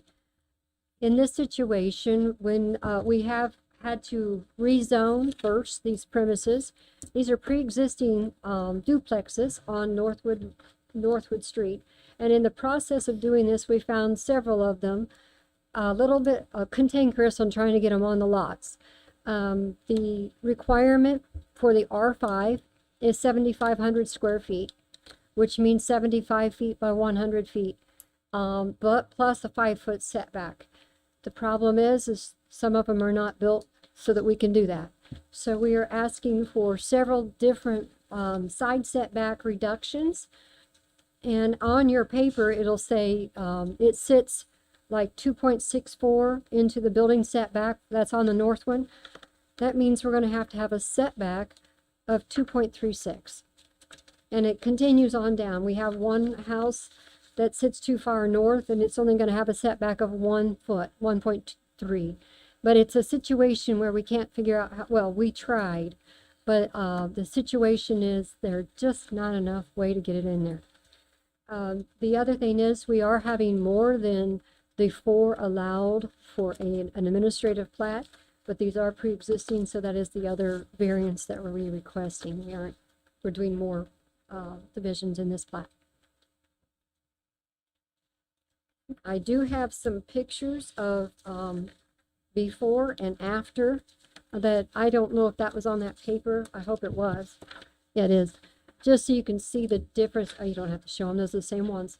Quality, much quality, because the renovation is just phenomenal. Does anybody have questions of the applicant?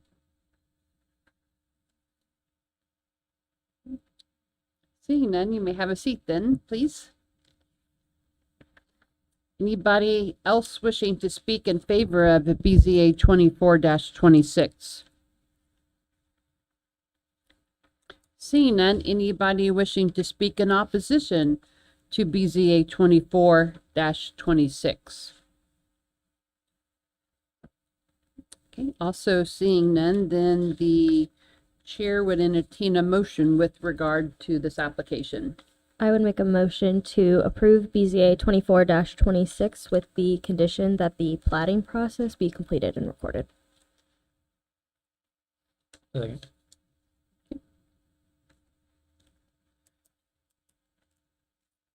Roll call, please. Hines, Yes. Ivy, Yes. Knapp, Yes. Yes. Billington, Fritsch, Yes. Hamilton, Yes. Mathewson. Yes. 7 yeses, so that is official action of approval of BZA 24-26. Our office will provide you with certification of that approval, which will then allow you to move forward with your plating process.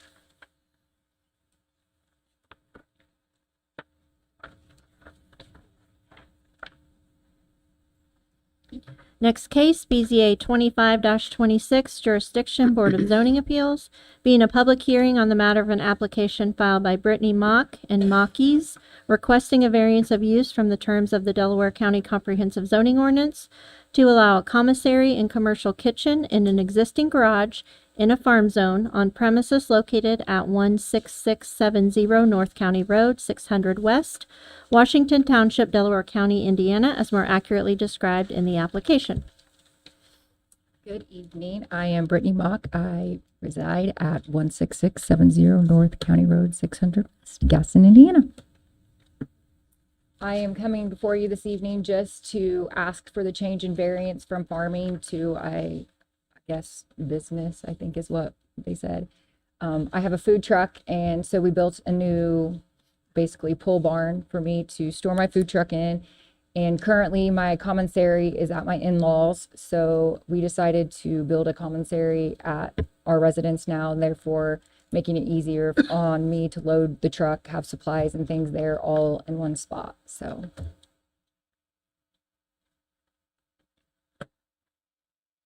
And I think your application says that you've reached or have spoken to some of these neighbors. Yes. And it, from the application, it appears that they are supportive of what you're seeking. Yeah, it helps to have good food, so.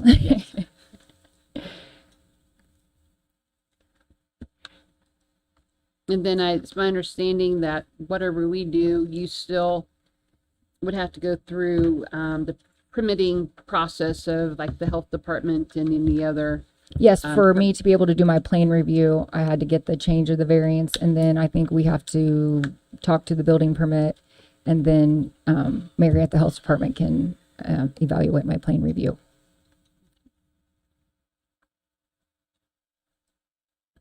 Anybody have questions? And I don't know if you have any information on this particular case. I just have a comment from the county building commissioner. Let's see. Mrs. Mock has been in talks with Tom Fouch on getting some retroactive permits and working also with the health department for all the paperwork that she will need to achieve before opening. So. Any questions of the applicant? Okay, seeing none, you may have a seat there, ma'am. Thank you. Anybody wishing to speak in favor of BZA 25-26? Good evening again, Stephen Brand, Delaware County Commissioner's Office. I'd like to speak in favor of this. Members of the Mock family have run many successful businesses in our community for a number of years, which benefit all the citizens of Delaware County. Brittany does a great job with her food truck. She supports our county fair and many other community events, and I would ask you to approve this evening. Thank you. Thank you. Okay. Anybody else wishing to speak in favor of this application? Seeing none, anybody wishing to speak in opposition to BZA 25-26? Seeing none, then the chair would entertain a motion as to the request. I would make a motion to approve BZA 25-26 with the condition that the variance be for the applicant only and not transfer with the property, and that the applicant obtain all applicable permits, including building commissioner and health department approvals. I will second that. Have a motion and a second. Roll call, please. Ivy, Yes. Knapp, Yes. Yes. Billington, Fritsch, Yes. Hamilton, Yes. Hines, Yes. Mathewson. Yes. 7 yeses, so that is official approval of BZA 25-26. Our office will provide you with the certification of that approval, which will allow you to move forward with your permitting process. Okay. We are going to take a brief break at this moment. I guess maybe anywhere from 7 to 10 minutes, we will be reconvening. Thank you. You're welcome.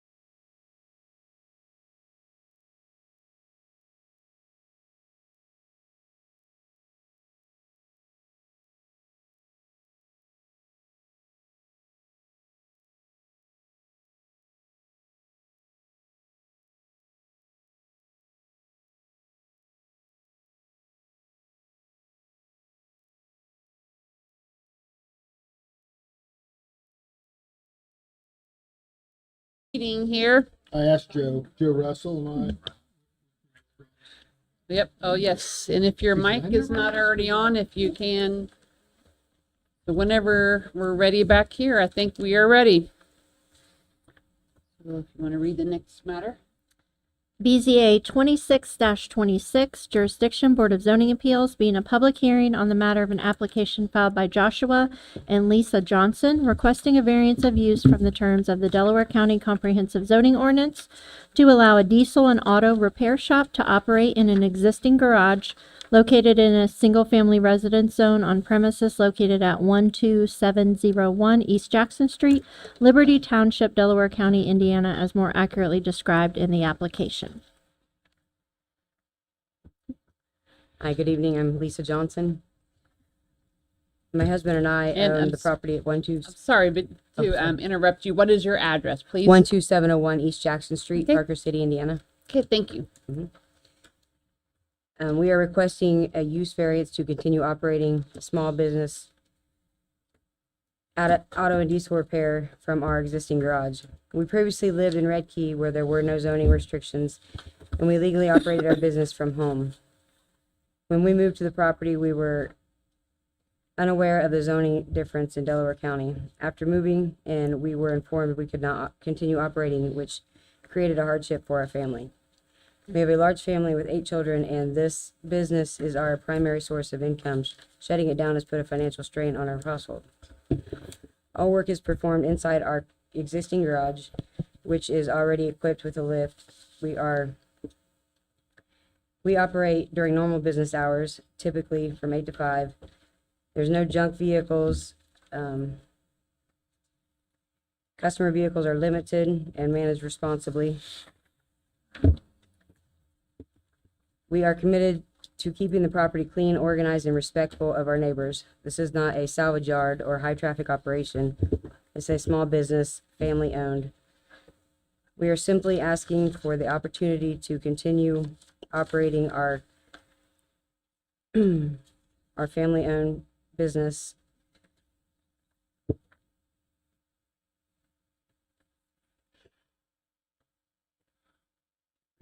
No, I can't read my writing, sorry.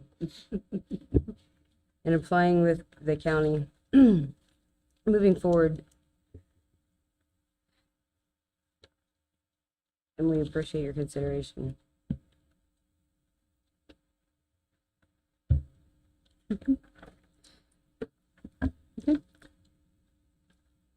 So I have some questions. I guess, what would you say your normal work hours are? Or 8 to when is your 5. shop open? Typically 8 to 5.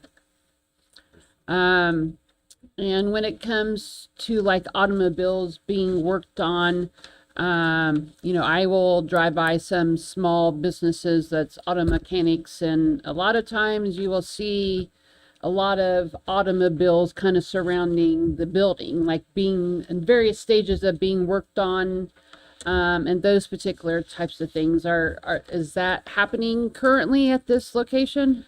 Well, we stopped all operations, but we have 8 children, so there's already vehicles that's there all the time. But as far as the ones he's working on, he typically keeps them, we manage them very well. He doesn't keep any, there's nothing junk, what you guys consider junk, sitting out there, and there won't be ever. So we keep a pretty good handle on that.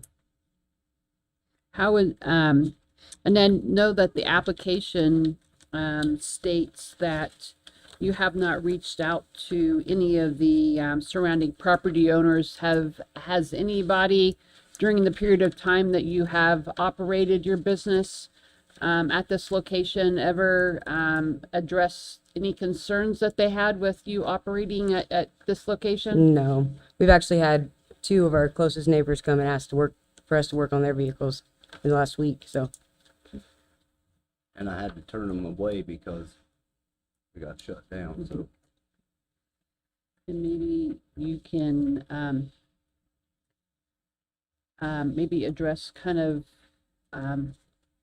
what led that to happen, or kind of why or how this case came to be before us. So the county building commissioner, Tom Fouch, did stop after seeing all the vehicles at this residence. spoke with the homeowners and he let them know that they could not do the business activity there, and then they needed to come seek the variance. So that is where this started. He visually saw this and stopped there, so. The only other comment I have from Tom also, and I think you've talked about this, but maybe you can clarify. He did notice that some clearing of trees was being done and was concerned about some salvage activity, and that they're not allowed to be any junk vehicles or salvage equipment stored on the property as well. So I guess, was there any anticipation of you doing any salvaging of automobiles No. on your property? Not at all. Would you have any apprehension if the board placed a condition that you would not be allowed to conduct salvage activity on the property? No, we didn't have a problem with that at all. Okay. So you mentioned you have 8 kids. Mhm. How many of those kids are driving currently? So how many of your personal vehicles will be there at a time? 5. 5 of your Mhm. vehicles will be there? I guess, so is there a way or is there a way that, that you, currently or had been placing the work, vehicles, at a place that's kind of shielded from the public so that not everybody is seeing, a large number of vehicles? Because apparently that, the presence of, multiple vehicles is what led the building commissioner to stop at your property.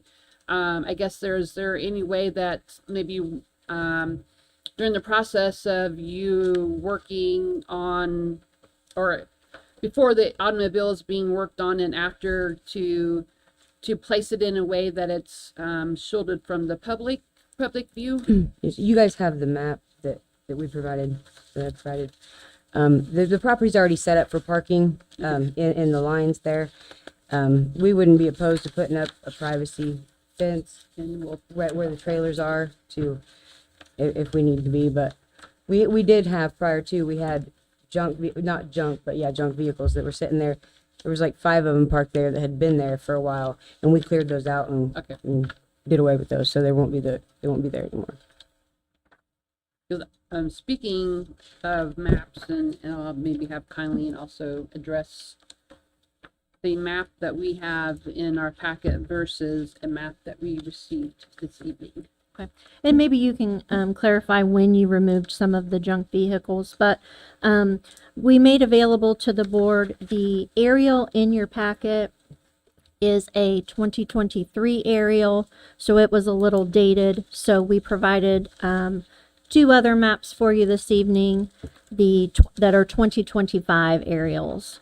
So a little more recent maps. The one shows the area of the property that they're wanting to run the business, and then the other one is the full property. As you can see, it extends, and then there's the wooded area there as well. And I don't know if Kayla has an extra copy of the current map or the 2025 aerial. And I'm going to have her provide you with a copy of that. And I'm going to ask you if that is what it looks like at the time right before you stopped doing your business.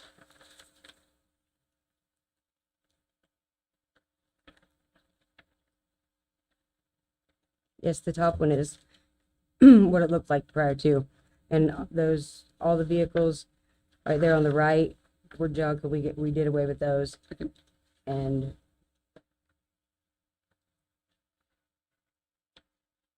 yeah, those are all gone except the black. They're all gone, and beside the building too, except the black one. Okay.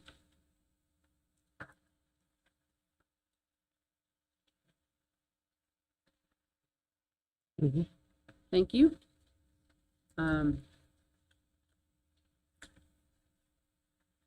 Are you the only employee or employees of your business? Yes. Do you ever anticipate hiring more individuals, or I would love to, but at the same time, it's more responsibility on me. So basically, it's just really me. would So you? we'll have a couple kids that help in there, but Yeah, hopefully one of our kids will jump in there and help.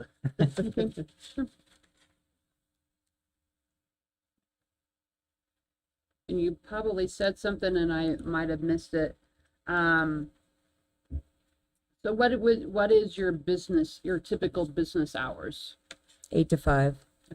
There is some exceptions, like I have a couple customers that one drives for Menards and he'll need his truck for the next day, and sometimes I will work late on his, sometimes 1:30, 2 o'clock in the morning, just to get him up and going so he can be ready to deliver the next morning. So there is some exceptions there.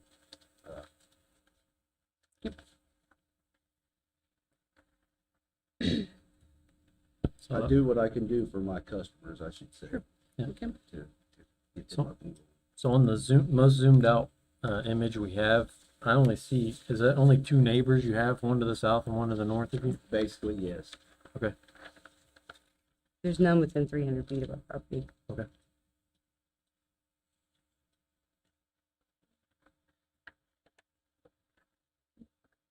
Anybody else have any questions of the applicant? I just have one. Would you have, so given that there are exceptions to the 8 to 5, would you be against or opposed then to a condition that you have strict business hours from 8 to 5? If the board were to put a condition on the variance? I mean, we do what we can to comply. We have customer needs, that longtime customers that have been there, but I basically I've had the same customers for a long time, years. I most generally try to do my best to take care of them. we keep our traffic down to a minimum. We try to be good neighbors.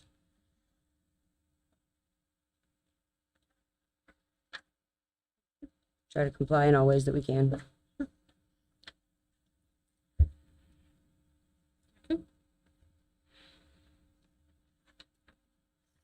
I don't see any other questions. You can have a seat if you would like, please. Thank you.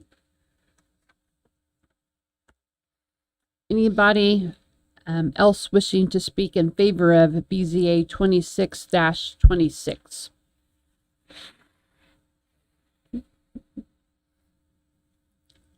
Hello. If you can give us your name and address there, sir. Zach Morgan, 8733 West County Road, 500 North. Josh is a mechanic of mine. He goes over and beyond for all of his customers. He drove all the way to Somerset, Kentucky and picked up a truck for me. Anytime I went by there, I drive a semi. I go through there all the time, late hours. And anytime I've ever been by there, there's nothing going on there in the middle of the night. I mean, during the day.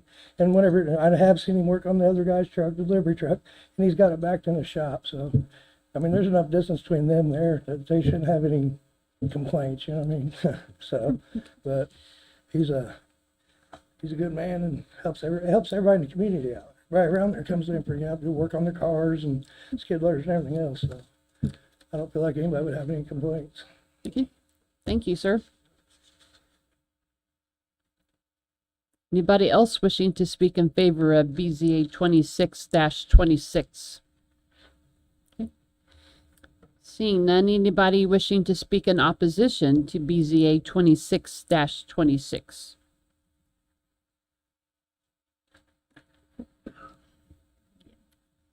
My name is Rosalie Patton. My address is 12,221 East Jackson Street. My property butts up with his property to the east. My east, his west. Okay? I will say this. I have no opposition to him having a garage or whatever in that building. But when he moved in, he made the brags that he was going to have a junkyard. And he let that be known to quite a few people that he was going to turn it into a junkyard. And as of right now, I believe there are 26 cars sitting on the property. I took pictures from my property over onto him. That's the only objection I have, is that we just got rid of a junkyard down on 700. If you knew Don Andrews that had the junkyard on 32 and 700, we got rid of him, a couple years ago or so. And now I don't want one on the corner of 800. I don't care if he has a whatever shop. I will say though, I get a little tired of the motorcycles running up and down the road at 100 miles an hour at night. But, if that's the way he has to make his living, I have no objection to that. But I do this. I don't want a junkyard. And to me, that is what it has become. So, When, can I ask when you would have taken those photographs? we took them yesterday. Okay, thank you. We stood on our property line and took them facing east. So you got to know the layout a little bit. His house and everything's here, and then there's a little blue house that's in there, and he owns the land behind the blue house that goes over to my property. So that's my only objections. If he wants a shop to work on cars and so on, I'm okay with that. I really am. But I don't want the junkyard. Thank you. Thank you. You'll have an opportunity to address that. Anybody else wishing to speak in opposition to BZA 26-26? Okay. Seeing none, then the applicant can come back. I apologize to you, ma'am. I didn't. And if you can give us, just for the record, if you can give us your name and address again, Lisa please. Johnson, 12701 East Jackson, Parker City. When I originally, Tom Fouch came to us and explained about the vehicles and stuff, and it was my understanding that anything seen from the road was what was the concern. We didn't realize, I didn't know coming from the west side that you could see that back there. Tom had told us to put a privacy fence up back there, and we did back in the wooded area, and didn't know that she could see from that side. But we have no problems putting up a fence or whatnot. So, but we do not intend to run a But it's junkyard. not a junkyard. Those are cars that's gonna be fixed and sold. To me, there's nothing considered junk. I fix anything and everything. That's just the way I am. We did move those back. And how many did you say was there? 26, I believe. There's no way. No way. Absolutely not. There's probably.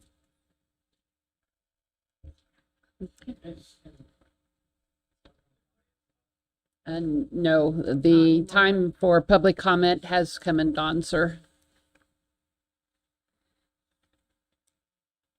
But we don't want to cause any. We'll do what we can to make everything right. So With anybody. I guess to clarify for my understanding, so the vehicles that the board just saw in the And you might, photographs, which if you can show the applicant those pictures, if Yes, you would, please. yeah, thank you, Kayla. So I guess just to clarify, so those are vehicles that you have purchased and are essentially fixing and flipping, is that correct? Yes. And that is part of the business? Well, yeah. Okay.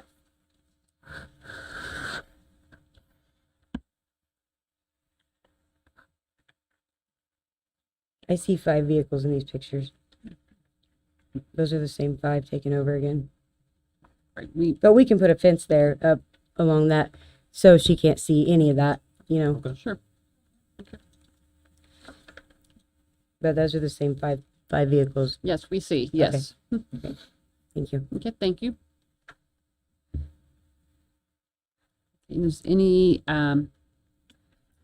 else have any additional questions of the applicant? Can you estimate how far from the main road that those cars to be fixed? Is it quarter It's mile? on the map. Quarter on the, mile, eighth of a mile? 400 feet probably. Huh? 400 feet from the highway to back there. On our map, I don't have a copy of it, but I on have the it. side of it, it has the feet. So how far is it behind the garage? Oh, it's way back there. It's It's 400 feet Almost from the a half a rear, or mile, it's 400 feet from the road? from the highway. From 32 runs, because there's a house, there is a there's a house between our house and her house, and those cars are all back behind that house beside us. They're way off. How long do you anticipate they'll be sitting there? As soon as we can get back working, I mean, not Well, I that understand long. that, No, but not going to be there for months and months. No. Like I said, it's far from being a junkyard. That's not what it's anticipated to be at all. It was my understanding from Tom Fouch that that's what we needed to do with those so they weren't seen from the road.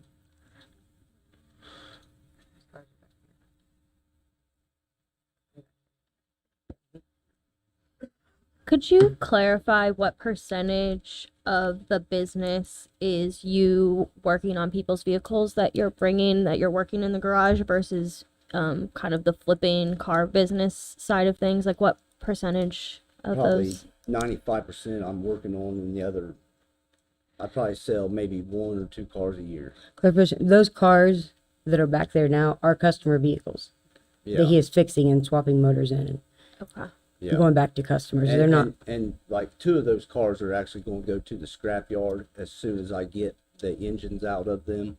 So they'll be going to the scrap yard.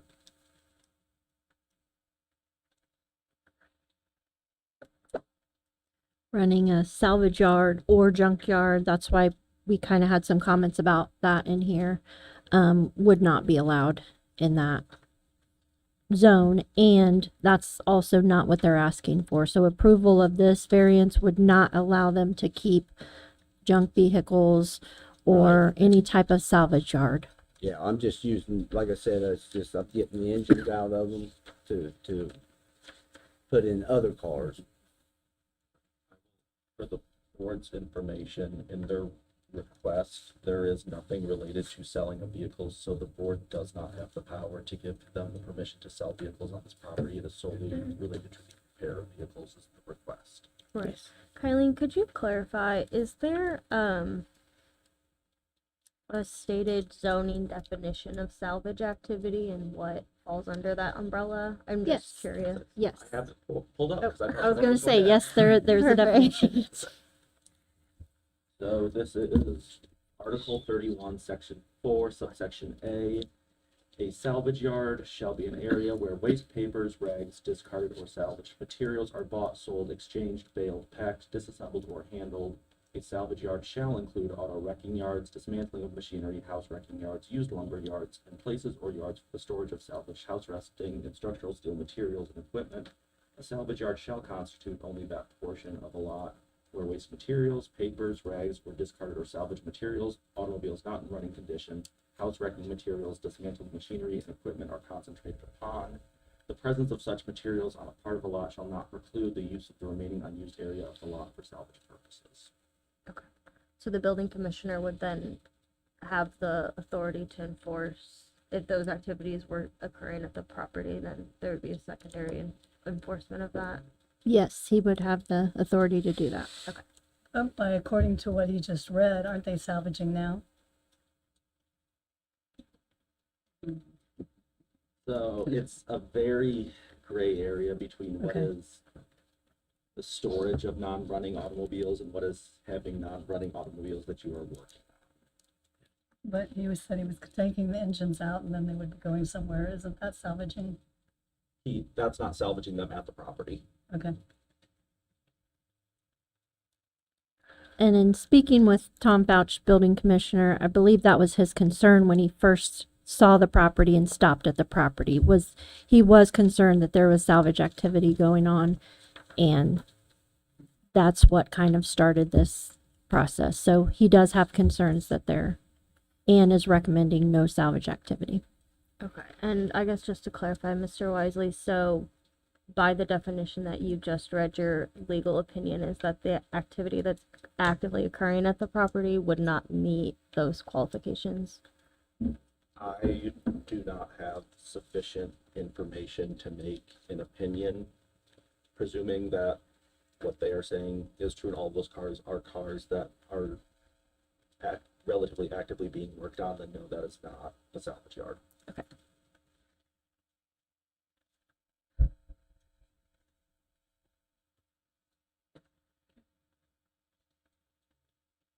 Any other questions for the applicant? Okay, then you may have a seat then, please. Thank you very much. Okay, then the chair would entertain a motion with regard to BZA 26-26. I would make a motion to approve BZA 26-26 with the following conditions. That it be for the applicant only and not transfer with the property. That there be no additional employees. That all work equipment and vehicles being utilized for business use be screened from public view. That there be no salvage activity, including storage of non-running vehicles, and that work would stop after 5 p.m. as per the hours listed in the application. Second. A motion and a second. Roll call, please. Knapp, No. Billington, Yes. Fritsch, No. Hamilton, Yes. Hines, Yes. Ivy, Yes. Mathewson. Yes. 5 yeses, 2 noes, so that is official action of approval of BZA 26-26 with the conditions listed. Our office will provide you with certification of that approval, outlining those conditions as well, and we will send that to you, and that will allow you to continue with your business operation.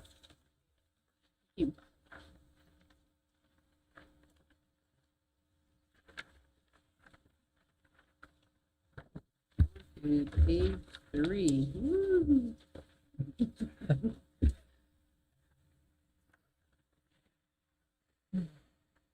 BZA 27-26, jurisdiction, Board of Zoning Appeals, being a public hearing on the matter of an application filed by Colt and Brittany Lemons, requesting a variance from the terms of the Delaware County Comprehensive Zoning Ordinance to allow the keeping of farm animals in a single-family residence zone on premises located at 1411 East Roriton Drive, Hamilton Township, Delaware County, Indiana, as more accurately described in the application.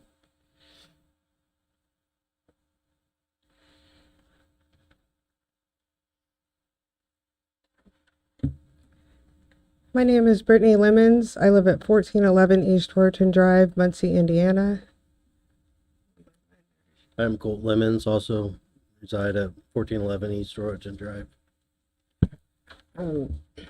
In February, we met with some of our family members who live in Dunkirk. They let us know that they had some goats that were pregnant. And we took our family to their property and saw how our boys related to the animals. They're Nigerian dwarf goats. The parents are about 24 inches tall. Previously, about a year prior to this, we had got 6 Royal King. We went and got 6 chickens, which one turned out to be a rooster. So we also have those on our property. I did not understand that we needed a variance for anything like this because we have an actual neighbor who had roosters. So I thought we was considered country. I was not aware of the 5 acres that you needed to have these animals. When we considered getting the goats, I contacted animal control to find out exactly who I needed to speak with to find out if we was in the correct zoning. After I spoke with them, they referred me to talking to my township, which I called the trustee's office, and I'm sorry, I'm blanking on his name. Flowers. Yeah, Flowers that I spoke with, and he told me, I explained my research on the property that we had, and I explained to him that I had researched how much square acreage they would need to graze in, how much their shelter would be, what we would do with their compost and everything.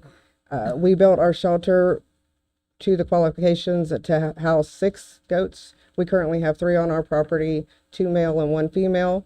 Our square acreage that we did for their grazing property is actually enough for 10 goats, but we do not intend on getting 10 goats or anything. I just wanted to make sure they had plenty of room, and we was taking down a pool on our property, so I wanted to give them adequate area. On your maps, you can see that part of the backyard was also sectioned off, and it is our garden. We've had a garden every year since we've moved in that property. And so our plan is to take down the temporary fence, which is between the two, so that our goats in the off season are able to have the full area of that back. They have their 4-foot fencing that is around all of their section, it goes also along our garden area. As well, we have a 6-foot fence that is a vinyl fence that goes all the way around our premises too, so they have a secondary fence to where they'd never get out. They are located at the back of our property, and the closest thing to them would be our neighbor's. He has a big metal barn. Sorry, I can't think of what the name of it is. And then we have a field that is behind us.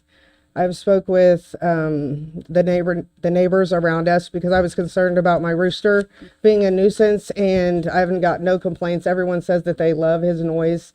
Like I've said, he's not the only one in our neighborhood. So, I mean, they kind of talk back and forth. But after I received the letter saying that we was in violation and that we needed to go for a variance, I did speak with more of our neighbors that we had never even spoke with.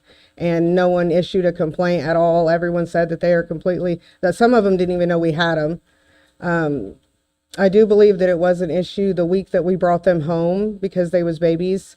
My husband was in the hospital and we had an incident over Easter. And so instead of us being there to kind of coach them into being okay with this new environment, they was probably a little bit louder. I haven't heard a complaint from the neighbors stating that, but I mean, I don't know. I believe has to be the case, but you don't hear them unless you're out there talking to them. Obviously, they're going to be communicating. I would like to say that since we've had the goats, I have a son that it was born with clubfoot, and he's had 2 surgeries since then. So doing any type of sporting events and everything is very difficult for him. The rotation is very uncomfortable, and it can cause serious pain. But since we have had the goats, he goes out and he does routines with them on this little obstacle course, like with stumps. And my other son that has ADHD, he actually came out and we built a playground for them. So, I mean, my children are very involved with taking care of these animals and being involved with daily chores and everything with them. It's definitely a family thing. It's not something that was a spur of the moment decide, oh, I want animals. Like, we're not the type of person, I don't believe in rehoming animals at all. So I'm really hoping that we're able to keep these ones.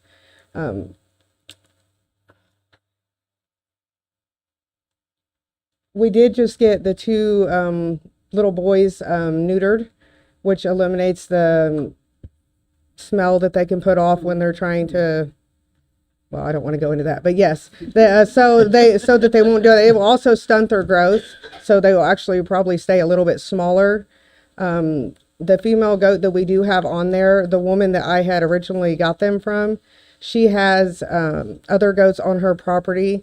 And so my hope is to eventually take her back to their property and breed her so that they could have the babies. But so we would be able to learn as a family to do the milking and to make soap. And we're a family that loves to try things and learn and growth. And we believe in challenging each other. And so that is our hope. We hope that we're able to keep our animals. They're very loved. And I think that's it.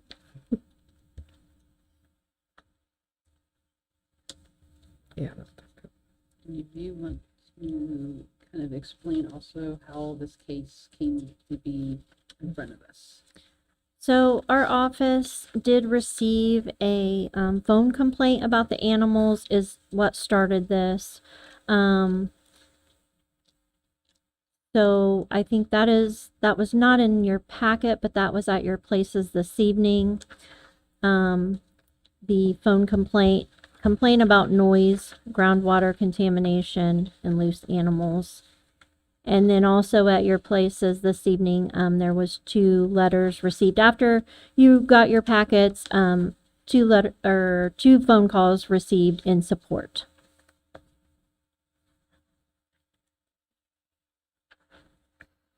I guess I would like to clarify, just based on something that you verbally stated that I don't believe is in the application with the breeding of the 1 female goat. So just to clarify, the request is for just the 3, so any additional goats wouldn't be permitted on the property if it was to be approved, correct?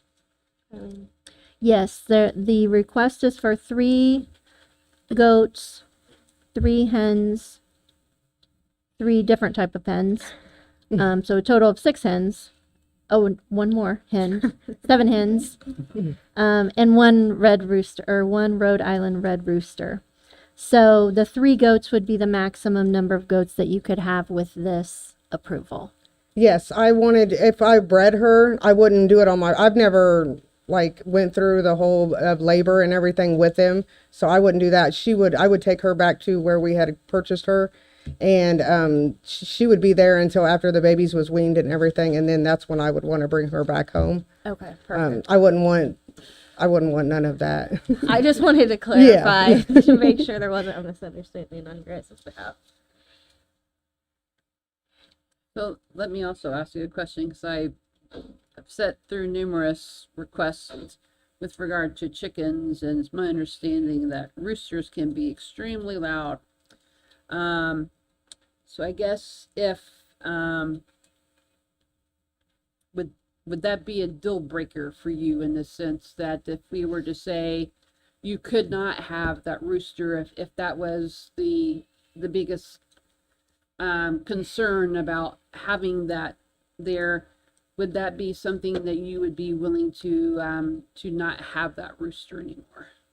I mean, I would be willing to do it, but I would be heartbroken. I mean, I've raised him since he was a day old. Okay. How long have you had the chickens? We got them on a week before Easter last year. So it's been over a year. Then. Yeah. Okay.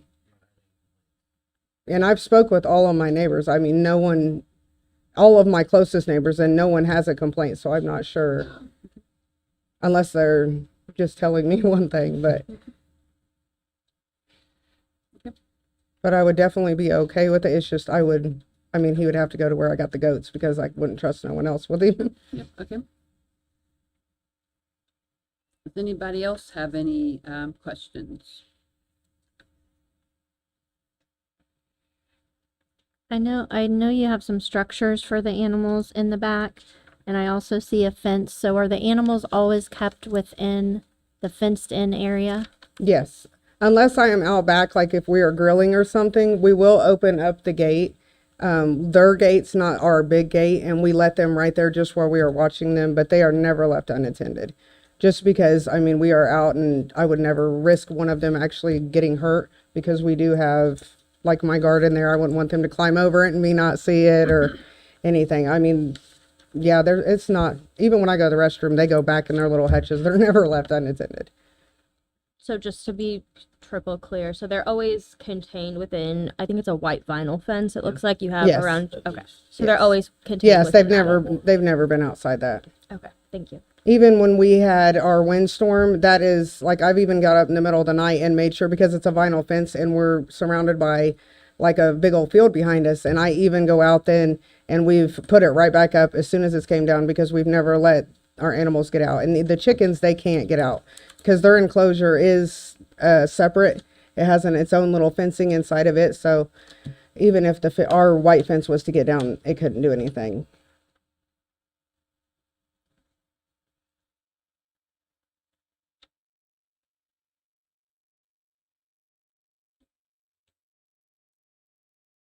Any other questions? Okay. Seeing none, then you may have a seat then. Thank you. Anybody wishing to speak in favor of BZA 27-26? Anybody wishing to speak in? Yep, Sorry, that one. I didn't. You.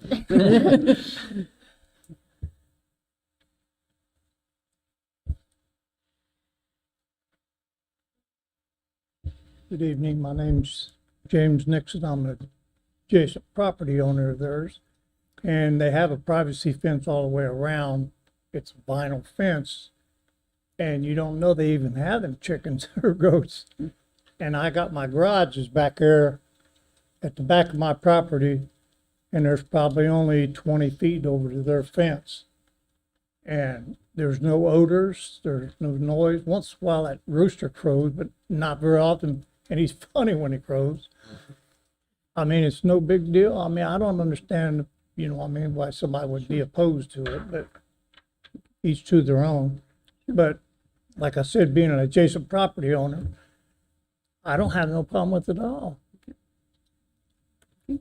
Thank you. Thank you. And thank you, sir.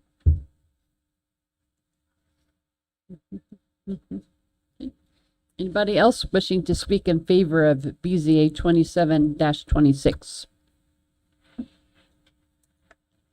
Okay. Anybody wishing to speak in opposition to BZA 27-26? Okay. Seeing none, then the chair would entertain a motion with regard to the request. I would make a motion to approve BZA 27-26 with the condition that it be for the applicant only and not transfer with the property.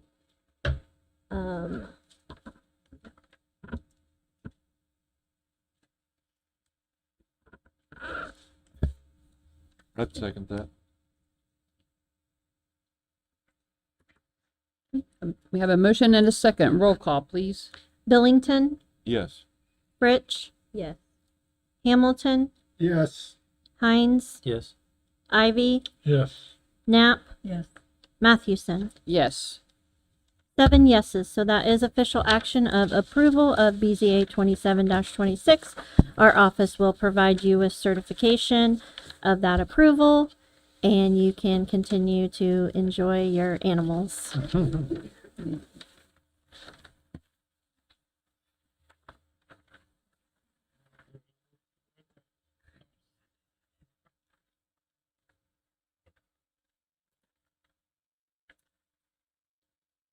BZA 28-26 Jurisdiction Board of Zoning Appeals, being a public hearing on a matter of an application filed by Cheryl Geis requesting variances from the terms of the Delaware County Comprehensive Zoning Ordinance to allow the keeping of farm animals, to sell eggs on the premises, and to have a sign advertising the sale of eggs. An additional request is to allow the accessory structure's total floor area to exceed that of the dwelling, all in a single-family residence zone on premises located at 11905 East Jackson Street, Liberty Township, Delaware County, Indiana, as more accurately described in the application.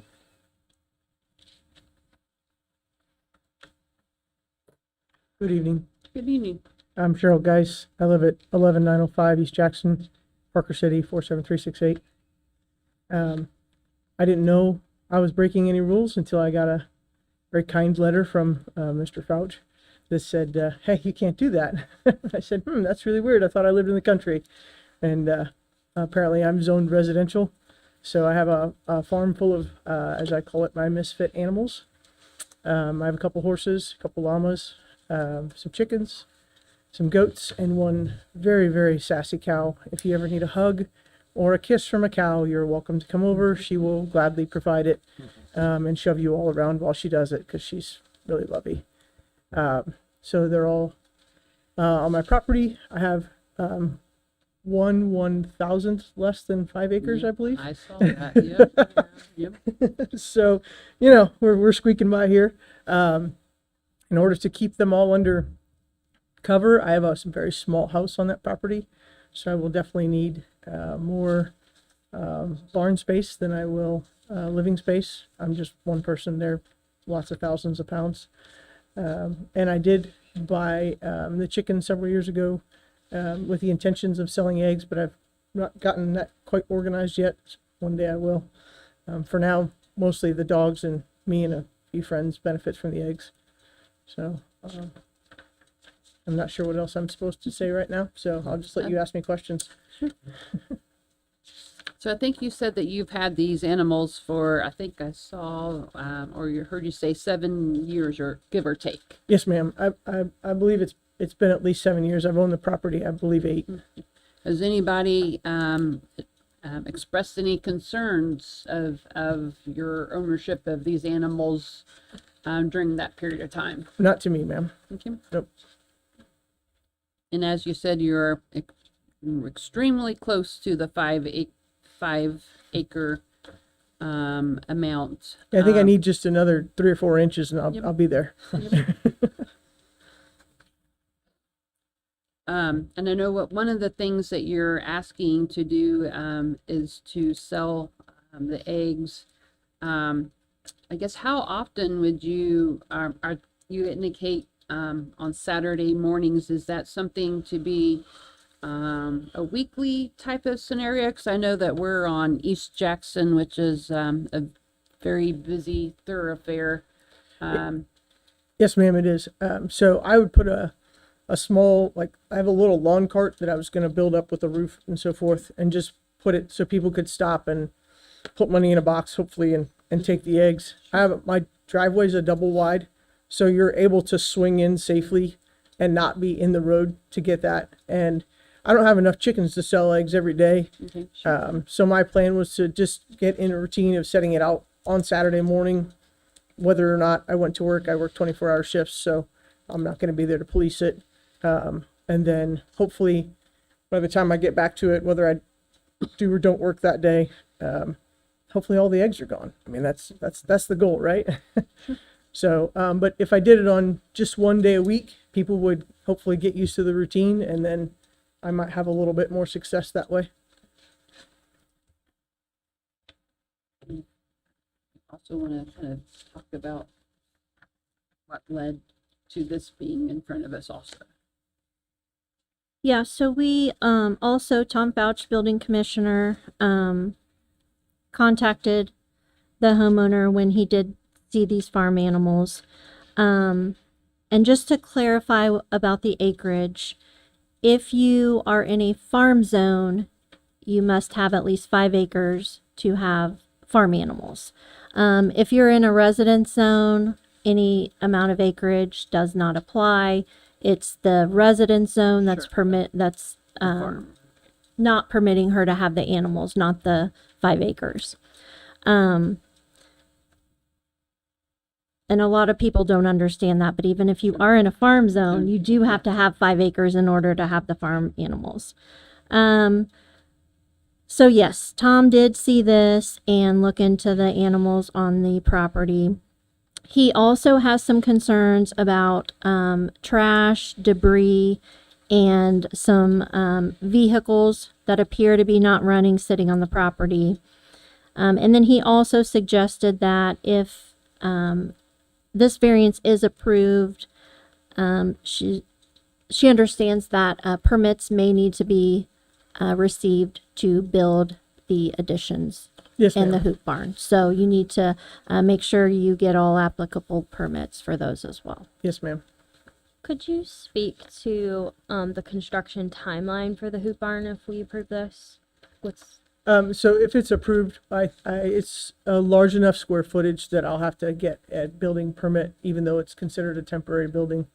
And once I get that, I don't know how long that takes, but if I can get that approved, the last one that I had up that got hit by the tornado, I put up in a day with one other person. This one's a little bit larger. Previous one was a 20 by 30 and it was 12 feet tall. The one that I have purchased is a 30 by 40, so I've doubled the square footage on the ground for hay storage, and it's 15 feet tall. But I think I can probably still get it done in a day or two after I get all the footing set for it. So it would be a rather quick process to put it up once I have the correct permits and so forth to do it. Okay. And is your intention to store solely materials for the animals in the hoop barn? I'm just speaking to the building commissioner's concerns about the condition of the property, if any of the things that we see in the photographs are intended to be stored away, or if that's just for the animals. So I will have hay in there, and the probability of one or two of the tractors that I use to move the hay around being in there is decent. But other than that, I won't be putting any trailers in there. It's primarily to store the hay. So, and just to address it before you ask it, all of the vehicles on that property do run. Right now I have 2 flatbed trucks and I have a Suburban. Besides everything else I do in my life, I'm a professional musician, which is why there's a couple trailers there as well. And then obviously I do a lot of farm work, so.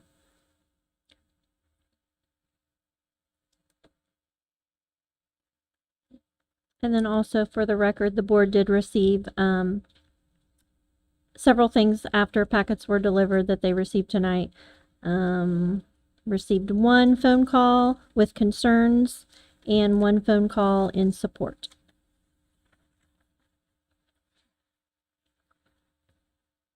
Any other questions for this applicant? If not, you may have a seat there. Thank you.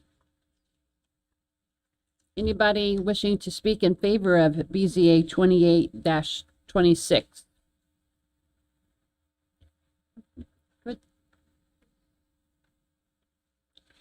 Good.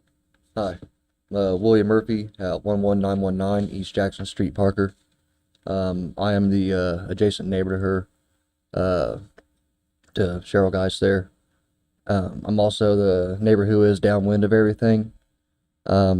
I can attest that she basically does keep everything in rotation. All of her vehicles do run, they do move. As far as the animals go, summertimes, it's summer, but she keeps everything cleaned up. She keeps the animals fed, keeps them healthy.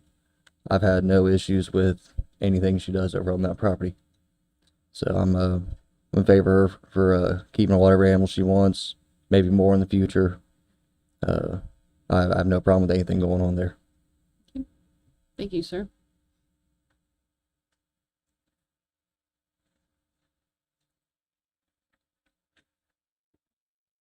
Hello, I'm Rosalie Patton.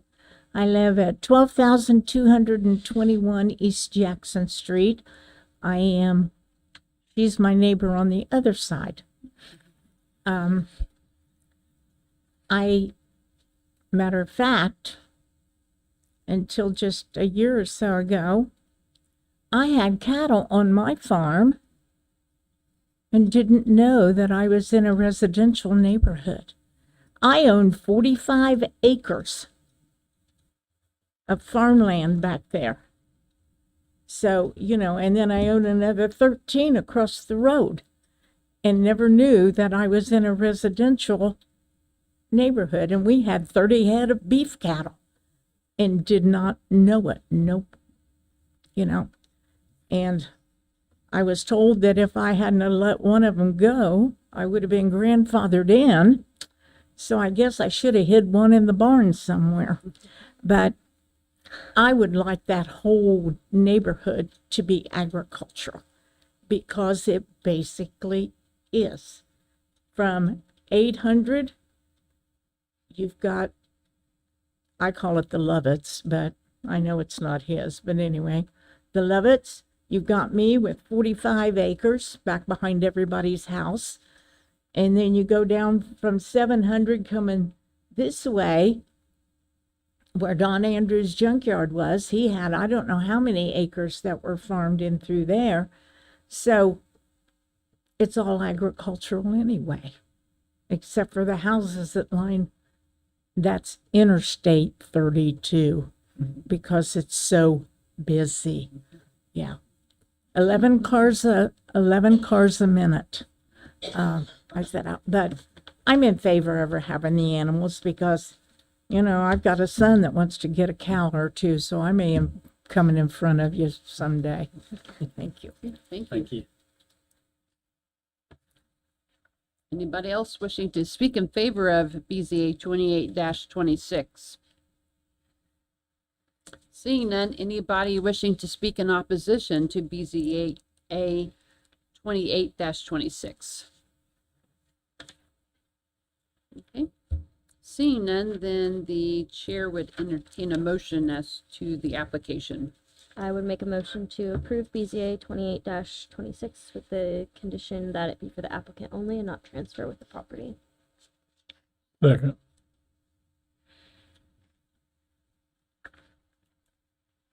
Okay. I have a motion and a second. Roll call, please. Fritsch, Yes. Hamilton, Yes. Hines, Yes. Ivy, Yes. Knapp, Yes. Billington, Yes.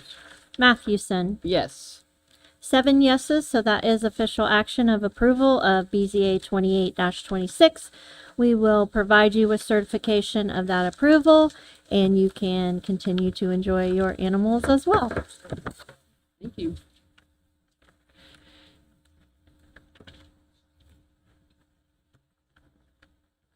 BZA 30-26, Jurisdiction, Board of Zoning Appeals, being a public hearing on a matter of an application filed by the Housing Authority of the City of Muncie, Indiana, requesting variances from the terms of the City of Muncie Comprehensive Zoning Ordinance to allow a storage site for the Muncie Housing Authority of the City of Muncie and to allow reduced landscaping in the rear and side buffer yards, all for a new storage unit in a residence zone on premises located on the 1500 block at the northeast corner of Madison Street and 9th Street, Muncie, Indiana, as more accurately described in the application.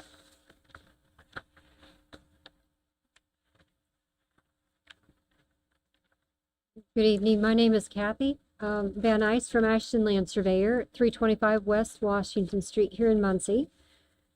We are proposing to build a storage unit, not a storage units, but it's a building for storing of lawn facilities for the Muncie Housing Authority. The unit itself, we did ask for some variances in the plantings. The problem with the west side of the property, if you can see on our map very well, the map that we supplied, you'll see on the west side there is an electric line, overhead electric running down Madison Street. And on the south, on 9th Street, you're going to see a gas line that runs east-west right along the south line of the property. If we place the plantings or the trees along the west side over there, if you place them out of the electrical line unit, we are now outside the 10-foot green belt. We're too far to the east. And plantings do not count if they're on the inside of that green belt for the plantings. Also on the south, to keep it north far enough so that the roots will not be encumbering the gas line, the buried gas line, or outside their easement, we are again out of that 10-foot belt. So we are asking for there not to be any grass or plantings in that grassy area. We do know that the property on the south is going to be, the properties south of our fenced-in area is going to be grassy.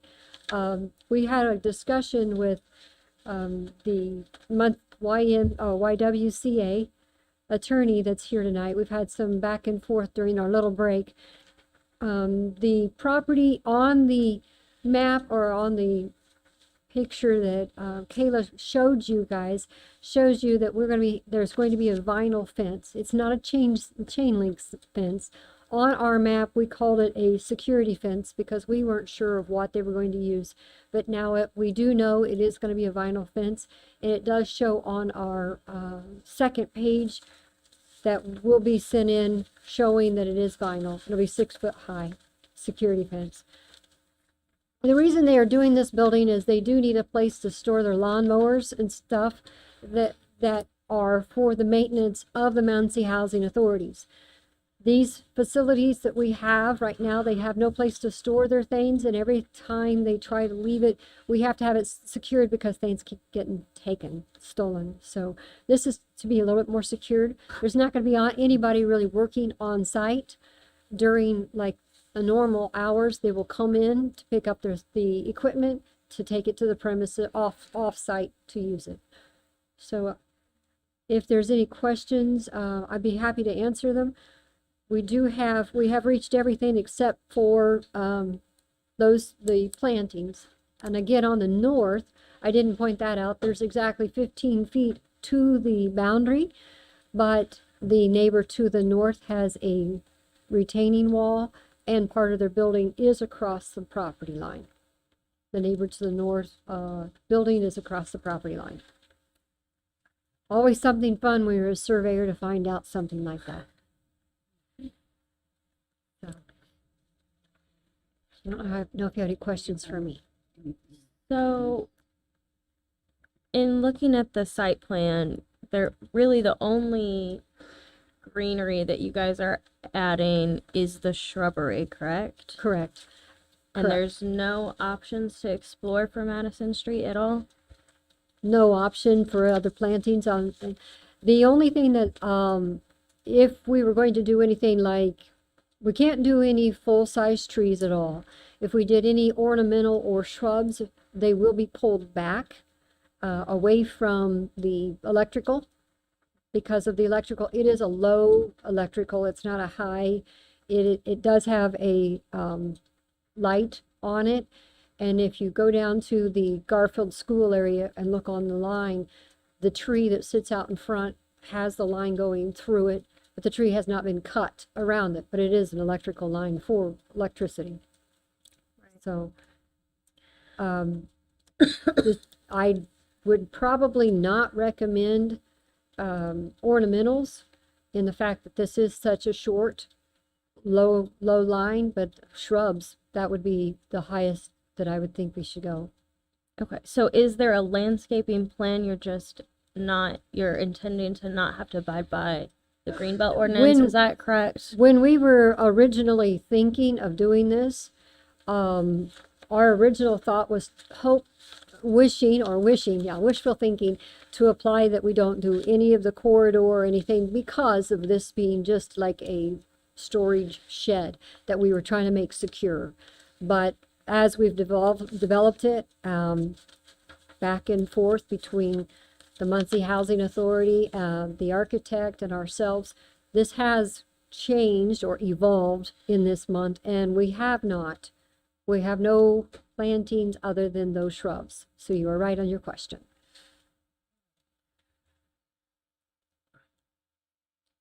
And I want to correct an error real quick in the introduction, I said that it was in a residence zone. This is not in a residence zone. It's in a BV variety business zone. I guess this would be a question for the housing authority. Maybe you can answer it. Do they plan to do anything about that building that's over the line? I don't know if I have even told them until right now. Oh, okay. That's a surprise. No, it is not theirs. It's their neighbor. Yes. So the only thing that they could possibly do is maybe a consent to encroach or something pre-existing, so. Okay. Or they could sell off the property that put us our buffer yard into more problems because we wouldn't have 15 feet. Yep.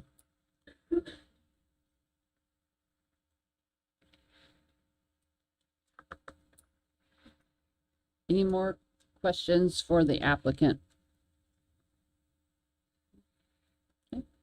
Seeing none, you may have a seat there.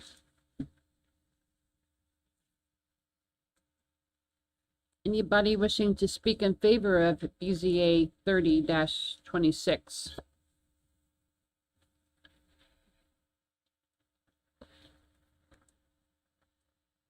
Mara Hoff, Ferveran, 400 South Walnut Street, Suite 200. I'm choosing to speak at this time on behalf of the YWCA because we do not want to be seen as truly remonstrating against the project. As you probably know, the YW just purchased Garfield Elementary from MHA, and it is intended to be our new home. It is immediately adjacent to this parcel, and we're looking at an $11 million investment in this area.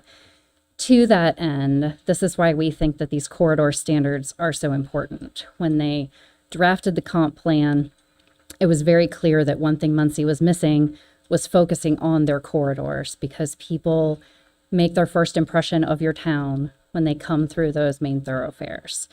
So ideally, we would want particularly the landscaping aspect of that ordinance enforced. Having seen their plans and talked with them, the hardship of the electric lines, none of us can work with that. What I would love to see, and I will leave it to your legal counsel and Kylene as to whether this could be done, but is if the number and type of trees and plants that is required in the green belt, instead of waiving that entirely, if they could be given permission to put them anywhere on the lot so that they can build outside of the green belt and avoid the gas line and the trees, I think that would satisfy our concerns. Because they have no storage anymore because they've moved out of the Garfield building. So they're doing this partially for us, and we want to be supportive in any way we can, but we would like to see that landscaping aspect maintained. Thank you.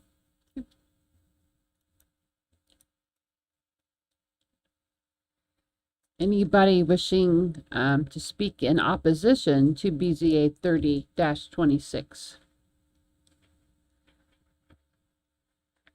Hello, I'm Leslie McCrory. My address is 124 East 9th Street, Muncie, Indiana. I am speaking this evening in my capacity as president of the South Central Neighborhood Association. I have letters. I made copies, but not nearly enough for this board. So if you would like, I have them here. But I will simply read the statement that our neighborhood association has agreed upon for this evening. We, the board of Muncie's South Central Neighborhood Association, would like to voice our concern over the Muncie Housing Authority's application for variance from development standards and request that this variance be denied. Our association is already working to address the lack of a cohesive plan for the Madison Street corridor, and neighbors have cited the look and feel of that street to be of particular concern, as it is a major street, not just along the eastern border of our neighborhood, but also for the city of Muncie as a major Southside gateway. In the absence of a comprehensive plan or an Office of Urban Planning to ensure best use of land, we have been working to develop and articulate a plan that improves our main corridors for the next generation. It was already the subject of our last association meeting prior to learning of this application for variance. And I'll add here, I only know this because I pastor Urban Light Community Church, which is near that, so I got word that way. So it was already the subject of our last association meeting. We hope that working together and listening to each other will help achieve our common goals of creating a city that works together, where each part makes sense in a greater whole. This plan by the Muncie Housing Authority seems to solve only the problem of finding a place to store equipment. It does so in a vacuum that does not fit together well with the bigger picture we are working toward for Madison Street, our neighborhood, or South Muncie generally. We want structures that are beautiful and function to invite people to come and stay for a while, not stow their stuff and leave. Therefore, while we trust the intentions of the board of both the Housing Authority and the BZA to do no harm, we hope you will scrap this plan in favor of working to do actual good together on Madison Street. Our primary desire for Madison is that it build a sense of community with the addition of homes, businesses, and organizations to serve as assets that increase the street's vitality. We desire a more pedestrian-friendly feel and infrastructure that makes Madison Street a destination. The use of our area of town as storage, including storage for businesses whose storefronts are elsewhere, as well as existing commercial storage a few blocks away, undermines that work. Storage facilities do not add new neighbors or generate foot traffic. They do not create inviting spaces that welcome people to visit our area of town. They are functionally vacant. Therefore, we are disappointed that this prominent corridor has been chosen to build another brand new storage facility. It is difficult to imagine there is not existing built space in Muncie that could house such equipment, including the vacant Parks Department building nearby in Heacon Park. Conversely, we're excited about other recent and upcoming developments along Madison, including the Industry Neighborhood Gateway and the promising reuse of Garfield Elementary by the YWCA, as well as the infill residential development completed by Muncie Habitat for Humanity. These are the kinds of placemaking neighborhood developments we want to see. The corridor standards that create green strips, tree plantings, and beautification efforts are important ways the city can support our volunteer efforts at beautification. We need the efforts of our time, energy, money, and sweat to become systemic and routinely followed. We have been working over the last decade and a half to add and maintain trees and landscaping along Walnut and 8th Streets as neighbors and volunteers. It's a relief to us to have standards in place that systematize beautification, to add full-size trees to Madison Street, which is almost void of them. The current concrete and asphalt look is one we hope to change over time. Development by development, not reinforce for the street's next generation.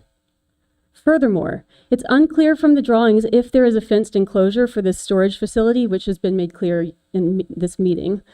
We want to voice that we are weary of the look and feel of fences along Madison Street, and especially of looking at and cleaning up the debris that collects in them.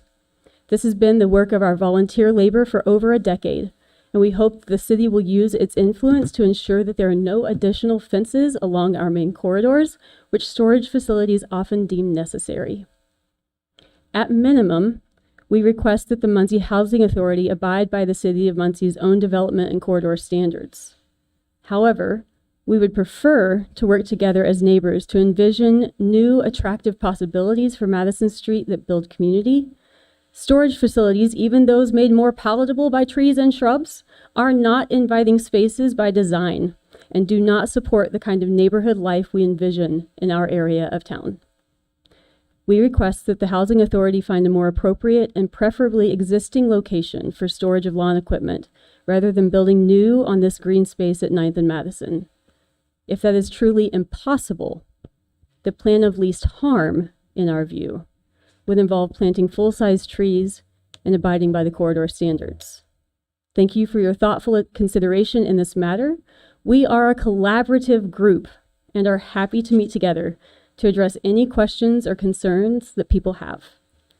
It's signed by myself as president, Nicole Smith, secretary, Tiffany Turner, treasurer, Napoleon Price, Kylie Tremaine, and Donnie Young, board members. Thank you. I have a question. Yes. Was there any discussion about the uniqueness of this particular lot? Because we've heard about the low level of the power lines and a gas line, about whether it is feasible or not to put the size trees that the corridor standard requires on this particular lot. So I received notice not too long ago. We held our association meeting on Tuesday evening. I wrote this yesterday, and here I am today. Okay. So we've not had a lot of time for discussion. Okay. I understand that it's not feasible to plant underneath power lines. That's a systemic infrastructure problem our city has created. However, it's not necessary that there be no trees as the solution. I think the YW statement about that was pretty clear as well. Okay, thank you. Mm-hmm. And I guess also, I want to make it clear for the board as to what the request is.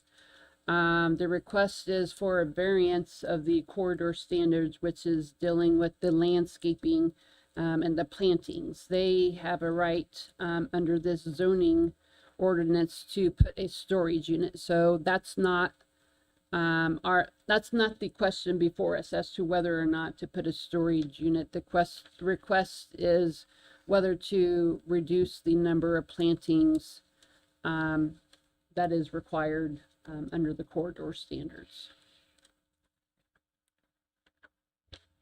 Anybody else wishing to speak in opposition to BZA 30-26? Good evening, members of the board. My name is Kylie Tremaine, and I'm here tonight wearing two hats as a board member of the South Central Neighborhood Association and as a Habitat for Humanity homeowner that lives kind of catty-cornered across the street from where this proposed site on Madison is happening. Speaking strictly as a resident who lives on the street and pays a mortgage towards helping revitalize it and other spaces in this community, this land is deeply personal to me.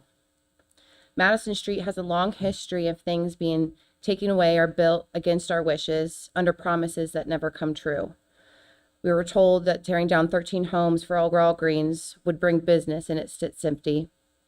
The city took away the multi-community center with a promise to replace it, and it remains a vacant lot. South Madison keeps getting hit with broken promises. While this current board didn't make those past decisions, you have the power tonight to stop the cycle. Please don't let another promise be broken by letting a city agency bypass our beautification rules just to stow their equipment. We want structures that invite people to stay, not to stow their stuff and leave. So tonight, I'm just asking you to vote on this variance, to vote no on it. I'm asking the board and the housing authority to heavily consider scrapping this plan entirely. Let's work together to revitalize the space into something great for the community and use the built spaces we already have for storage like the building at Heacon Park. We are simply asking that the Muncie Housing Authority look at the project and align it with their own stated core values. They claim the value of collaboration to foster partnerships to improve quality of life to the families they serve. They claim a value of being conscientious to conduct business in a manner that is socially responsible, and their official tagline is transformed communities. An industrial storage unit on our remaining green space does not collaborate with us, it is not socially responsible in our neighborhood, and it does not transform this community forward. It pulls us backwards. Let's live up to those values, and let's actually transform this community together. Thank you. Thank you. Anybody else wishing to speak in opposition to this application? Seeing none, then we'll, I guess, have the applicant come back up, please.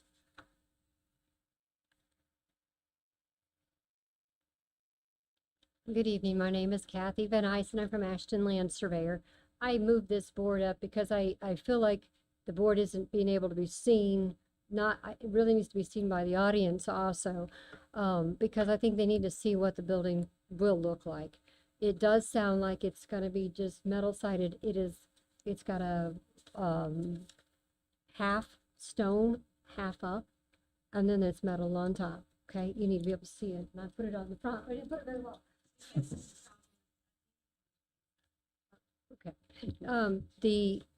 The other thing that I wanted to say to you guys is the previous boards, previous administration, and I'm not saying this today, but I was under the understanding that if the planting did not fall in that 10-foot buffer yard, then it did not get counted. So there was no reason for us to put any plantings in if I was going to be under an electrical or too close to a gas. And so if it's on my end of not understanding, then that's why we did not do those plantings. We have done them in the past and placed them outside the buffer yard and they were not counted.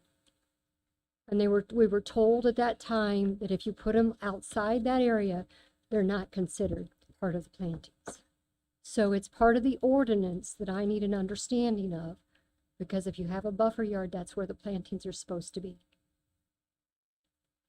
That's correct. In our landscape review, if you would have put those on there in a different space, you still would have had to come seek a variance for them not to be in the green belt. So in what was brought up this evening, the board could consider that a condition of granting this variance, but you would have still had to seek the variance. Okay. Yes. Thank you.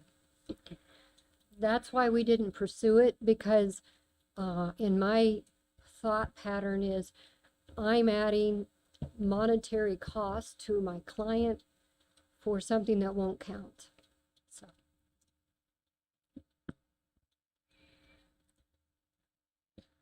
Kylie, so there's a lot of discussion about the plantings, if they're occurring, but outside of the green belt. Obviously, of the plans that we have, the actual landscaping of the site is pretty abysmal, and is quite far from the corridor standards. So, can you confirm, from the board's perspective of the redevelopment of this property, are we limited to? We're limited to only enforcing the greenbelt ordinance, correct? We can't put conditions that of XYZ has to be done in terms of landscaping at the property, correct?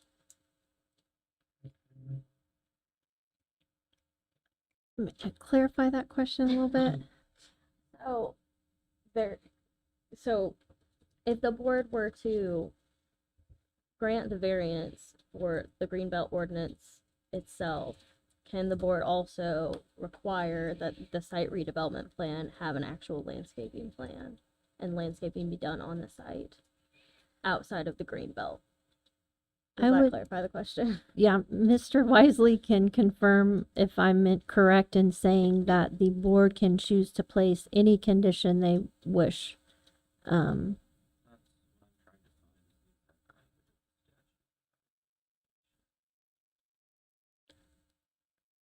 A question to you, Kathy. Would it be possible for you guys to develop an actual plan in terms of landscaping that would occur at this site prior to the board approving this variance? That would put us out another month, and I can't, I have to speak to Muncie Housing Authority and you. Okay. It seems like there might be room for some additional discussions.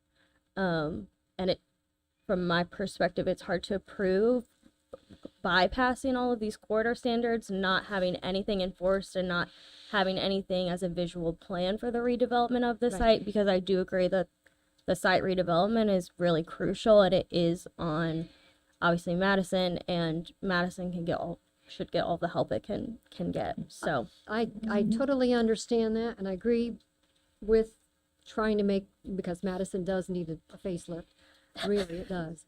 But where I have to ask if maybe I'm speaking out of turn, but can we ask to move the green belt in a little? I don't know. That's where I don't Would it understand. need to go back to the engineer? Well, not that.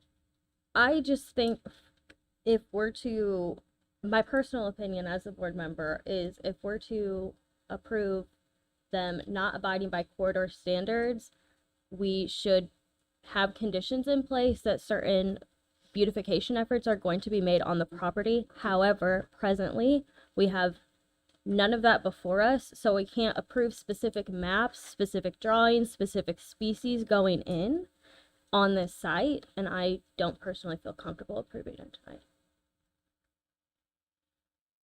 So the board can place, the language of the state statute is commitments. We use the terms conditions. It means the same thing. So those, I guess that there's several different ways to do this. Has been discussed realistically with the way the property is. We're talking about some type of variance. Like I said, the condition, and as Ms. Hoff suggested, available option to the board is to say that with the condition that the number of plantings that would be required in the green belt be planted on the property. Obviously, you want something more specific than that, that is up to the board, but that is within the power of this board. Question or not? That answers my question. I know where I'm at on this case for tonight.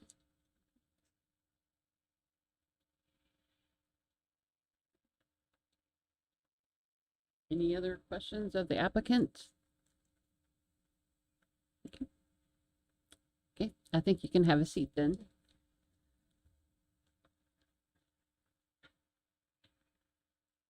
Then the chair would entertain a motion with regard to BZA 30-26. I would make a motion to oh my God, the word just evaded me. Continue the case until next month with the hopes that we have a proposed landscaping plan for the site in front of the board. Second. I guess let me ask you a question. Can we, we're now voting, or we have a motion and a second on something that's, the applicant has not asked.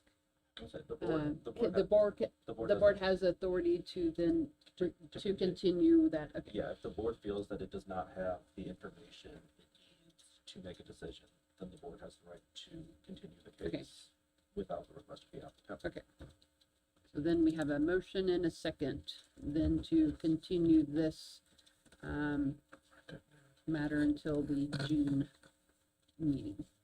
So then roll call, please. Ivy, Yes. Knapp, Yes.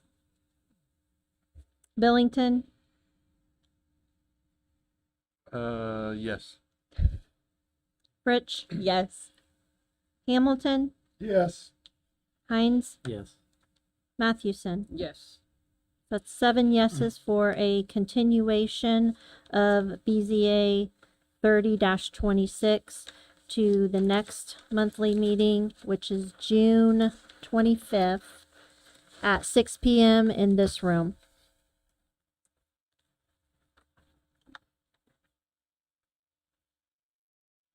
And you can contact our office with any questions.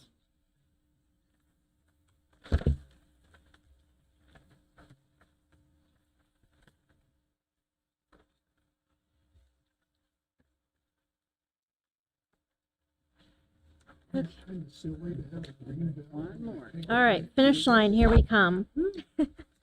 BZA 31-26, Jurisdiction Board of Zoning Appeals, being a public hearing on the matter of an application filed by B&B Premier Properties LLC, requesting a variance of use from the terms of the City of Muncie Comprehensive Zoning Ordinance to allow the conversion of an existing single-family dwelling into a duplex in a single-family residence zone for a total of 3 dwelling units on premises located at 1101 West Neely Avenue and 1111 North Locust Street, Muncie, Indiana, as more accurately described in the application. And just for clarification for the board, the total of 3 dwelling units, on your map, you will be able to see there is a dwelling unit in the back of the property that has been there long enough where it is legally non-conforming to the ordinance and already is okay with existing. Good evening, board members. My name is Jacob, and I am the leasing director and director of development for Campus Rentals. I'm a longtime listener, first-time caller. Hopefully we'll get this quick so you guys can get out of here. So basically we have 2 properties on an existing parcel. And we would like to make one of them into a duplex via top and bottom, so 3-bed, 3-bath, 3-bed, 3-bath. It is important to note that it is currently already 6 beds. It's just single family, so the total number of people residing in the property will not be changing. There will also be a completely separate duplex, so it'll have like its own entrance, means of egress, all that good stuff. Basically, with the influx of students at Ball State, as well as the shift in need for larger displacement houses, kids are preferring 1-bed, 2-bed, 3-bed over, large houses. So this basically not only allows us to maintain the property in the sense of keeping it leased, it also, in theory, should hopefully increase its value, ergo a little bit more in property tax for the city. So kind of solving a couple different problems here, as well as trying to better our product. So I know that parking has been a topic that's been addressed in our packet and some information, and I'll let Kylene address some of the information we've got from the city engineer. I think you said you currently have the building currently has a 6-bedroom, and that's the total number of bedrooms that will be still in existence, but a different format, I guess, more into separate dwelling units, I guess you can say. So do you anticipate the number of individuals and automobiles needing to park in this building to remain the same as it currently is? Yeah, but it's I've done this. I'm going on 7 years of doing this, and it's very rare kids have more than one vehicle. Most of the time, if people are going to come visit, they park along the street. Neely, obviously, with its redevelopment, does not offer street parking at this time. I don't obviously think it ever will. So, you know, you can park on Marsh Street, which would be one street, I believe, to the north, or Carson Street, right behind where this property is at. So there's ample surrounding parking nearby for any kind of guest that would like to stay. With that being said, in the plan that you have, my site plan, that is the current configuration of it. That is kind of how that's how the B&B is who owns the property. That's how they bought it as currently. That's how it's been rented. There's been zero issues, complaints, anything of that nature. There's also, I took a little bit of time in a matter of 5 minutes. There's 4 addresses in the surrounding area that have the exact same setup of parking. So if I don't want the board to focus primarily on this being a problem because it's a surrounding problem with the entire neighborhood. And like I said, in a matter of 5 minutes, I just picked out 4 addresses. But if you were to actually go look at it, you can find, I'm sure, a lot more. I also did email Adam Leach, and he did basically say he didn't really like it, but seeing as my previous point, it's one of those things where it's like, what do they teach you? Choose your battles. And I don't think that's one he really wants to mess with. But I also did have someone from the board call me and kind of bring this concern up. And I believe the technical, if need be, I believe the technical term, or I don't know what the phrase would be, but basically you need 2 spots per dwelling. If Kayla wants to give these handouts to the board, this is just an alternative plan that I kind of came up with on a whim, if need be. I think there's enough there. But basically, in its current plan, which you already have, we could probably accommodate 3 more cars in that current configuration and be fine.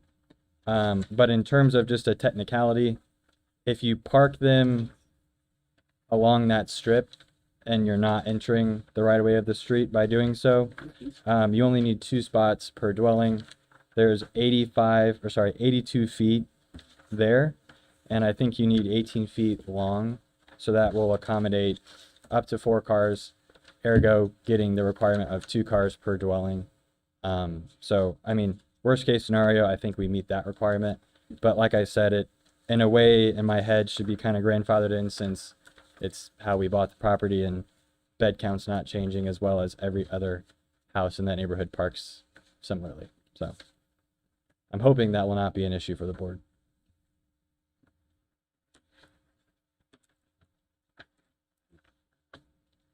Anybody else have any questions? I'll let you talk your, allow Kylie to maybe, is there anything that you need to address about this app? No, just to address the parking, our office is satisfied with Jacob's current plan, and we are satisfied with him continuing to work with our office and with Adam Leach, city engineer, on the parking. Adam Leach did say the current configuration of parking would continue to be allowed. And they are meeting more than enough spaces currently with this parking. Also had an email that we gave to the board from Eric Brown, which is the chief inspector for Muncie Fire Department. He had a question here about, is the basement currently being used or is it rented out along with the single family dwelling? Are they able to use the space in the basement?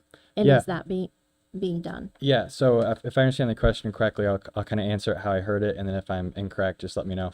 So currently, in its current configuration, being a 6-bedroom, 4 of those bedrooms are in the basement. They do all currently meet proper egress. They all have egress windows as to whatever the code was at the time they were built. So I don't know if that would match current code, but they all have egress windows basically in its current configuration. With the new proposed plan, though, the basement will be eliminated.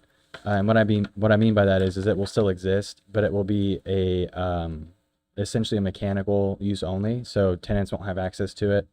And it should, I don't know if it's in the plans I gave you.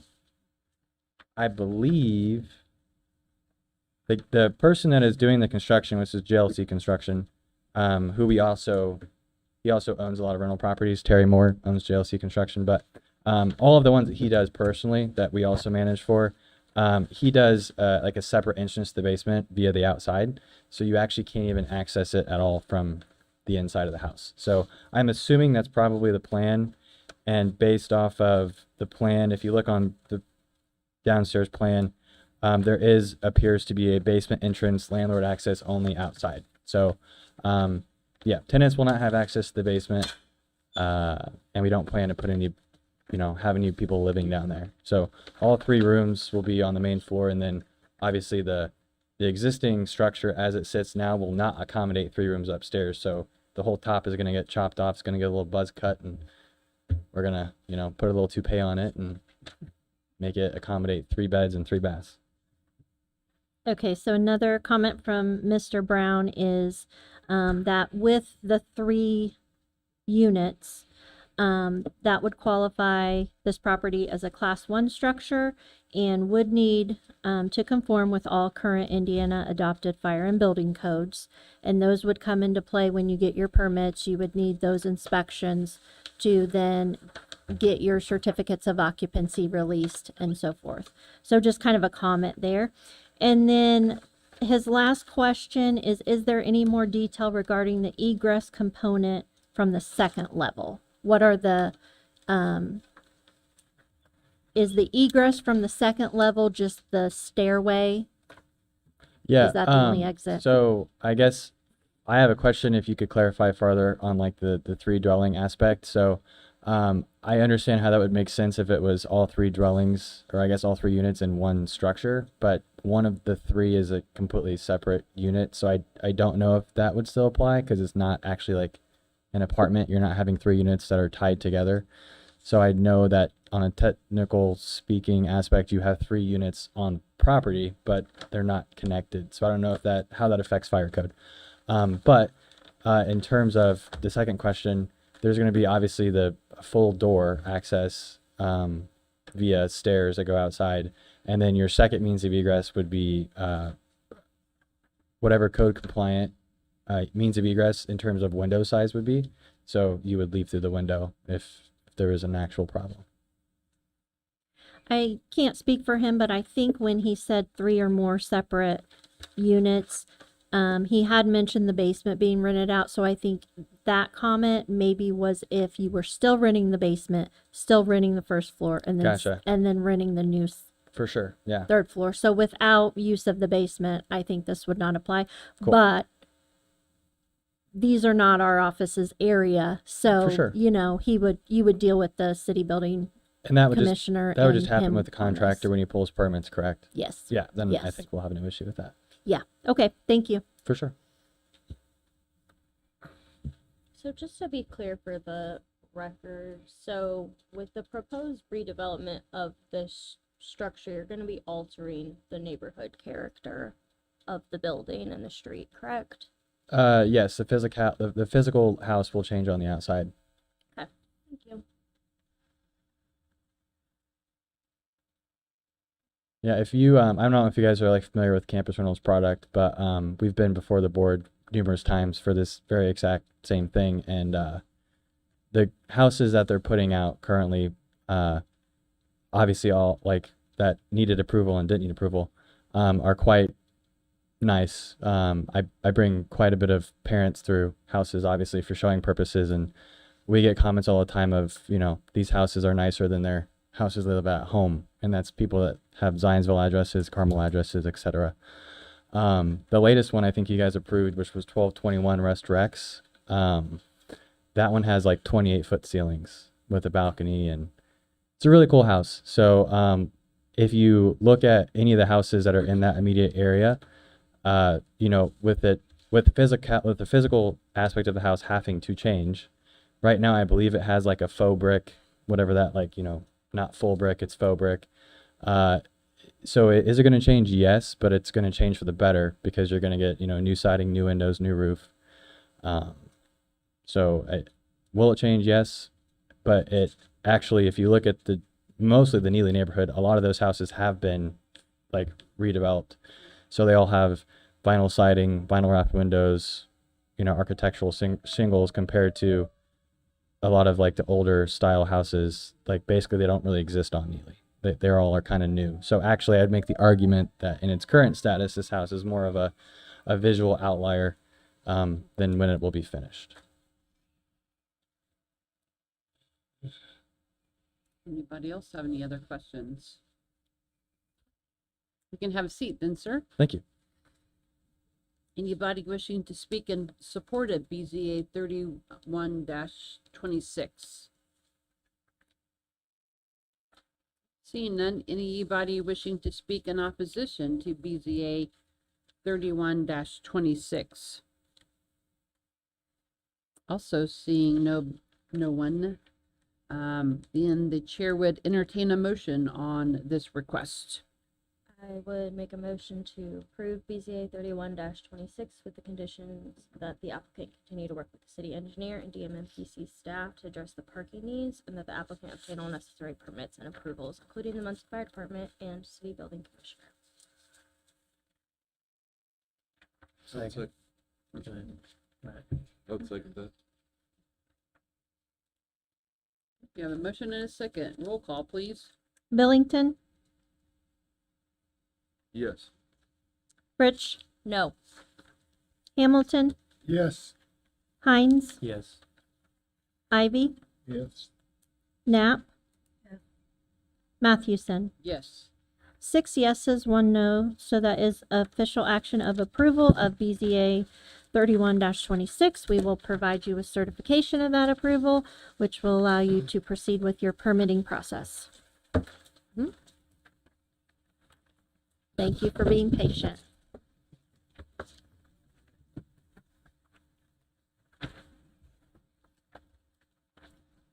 Moving on to the report of the director then.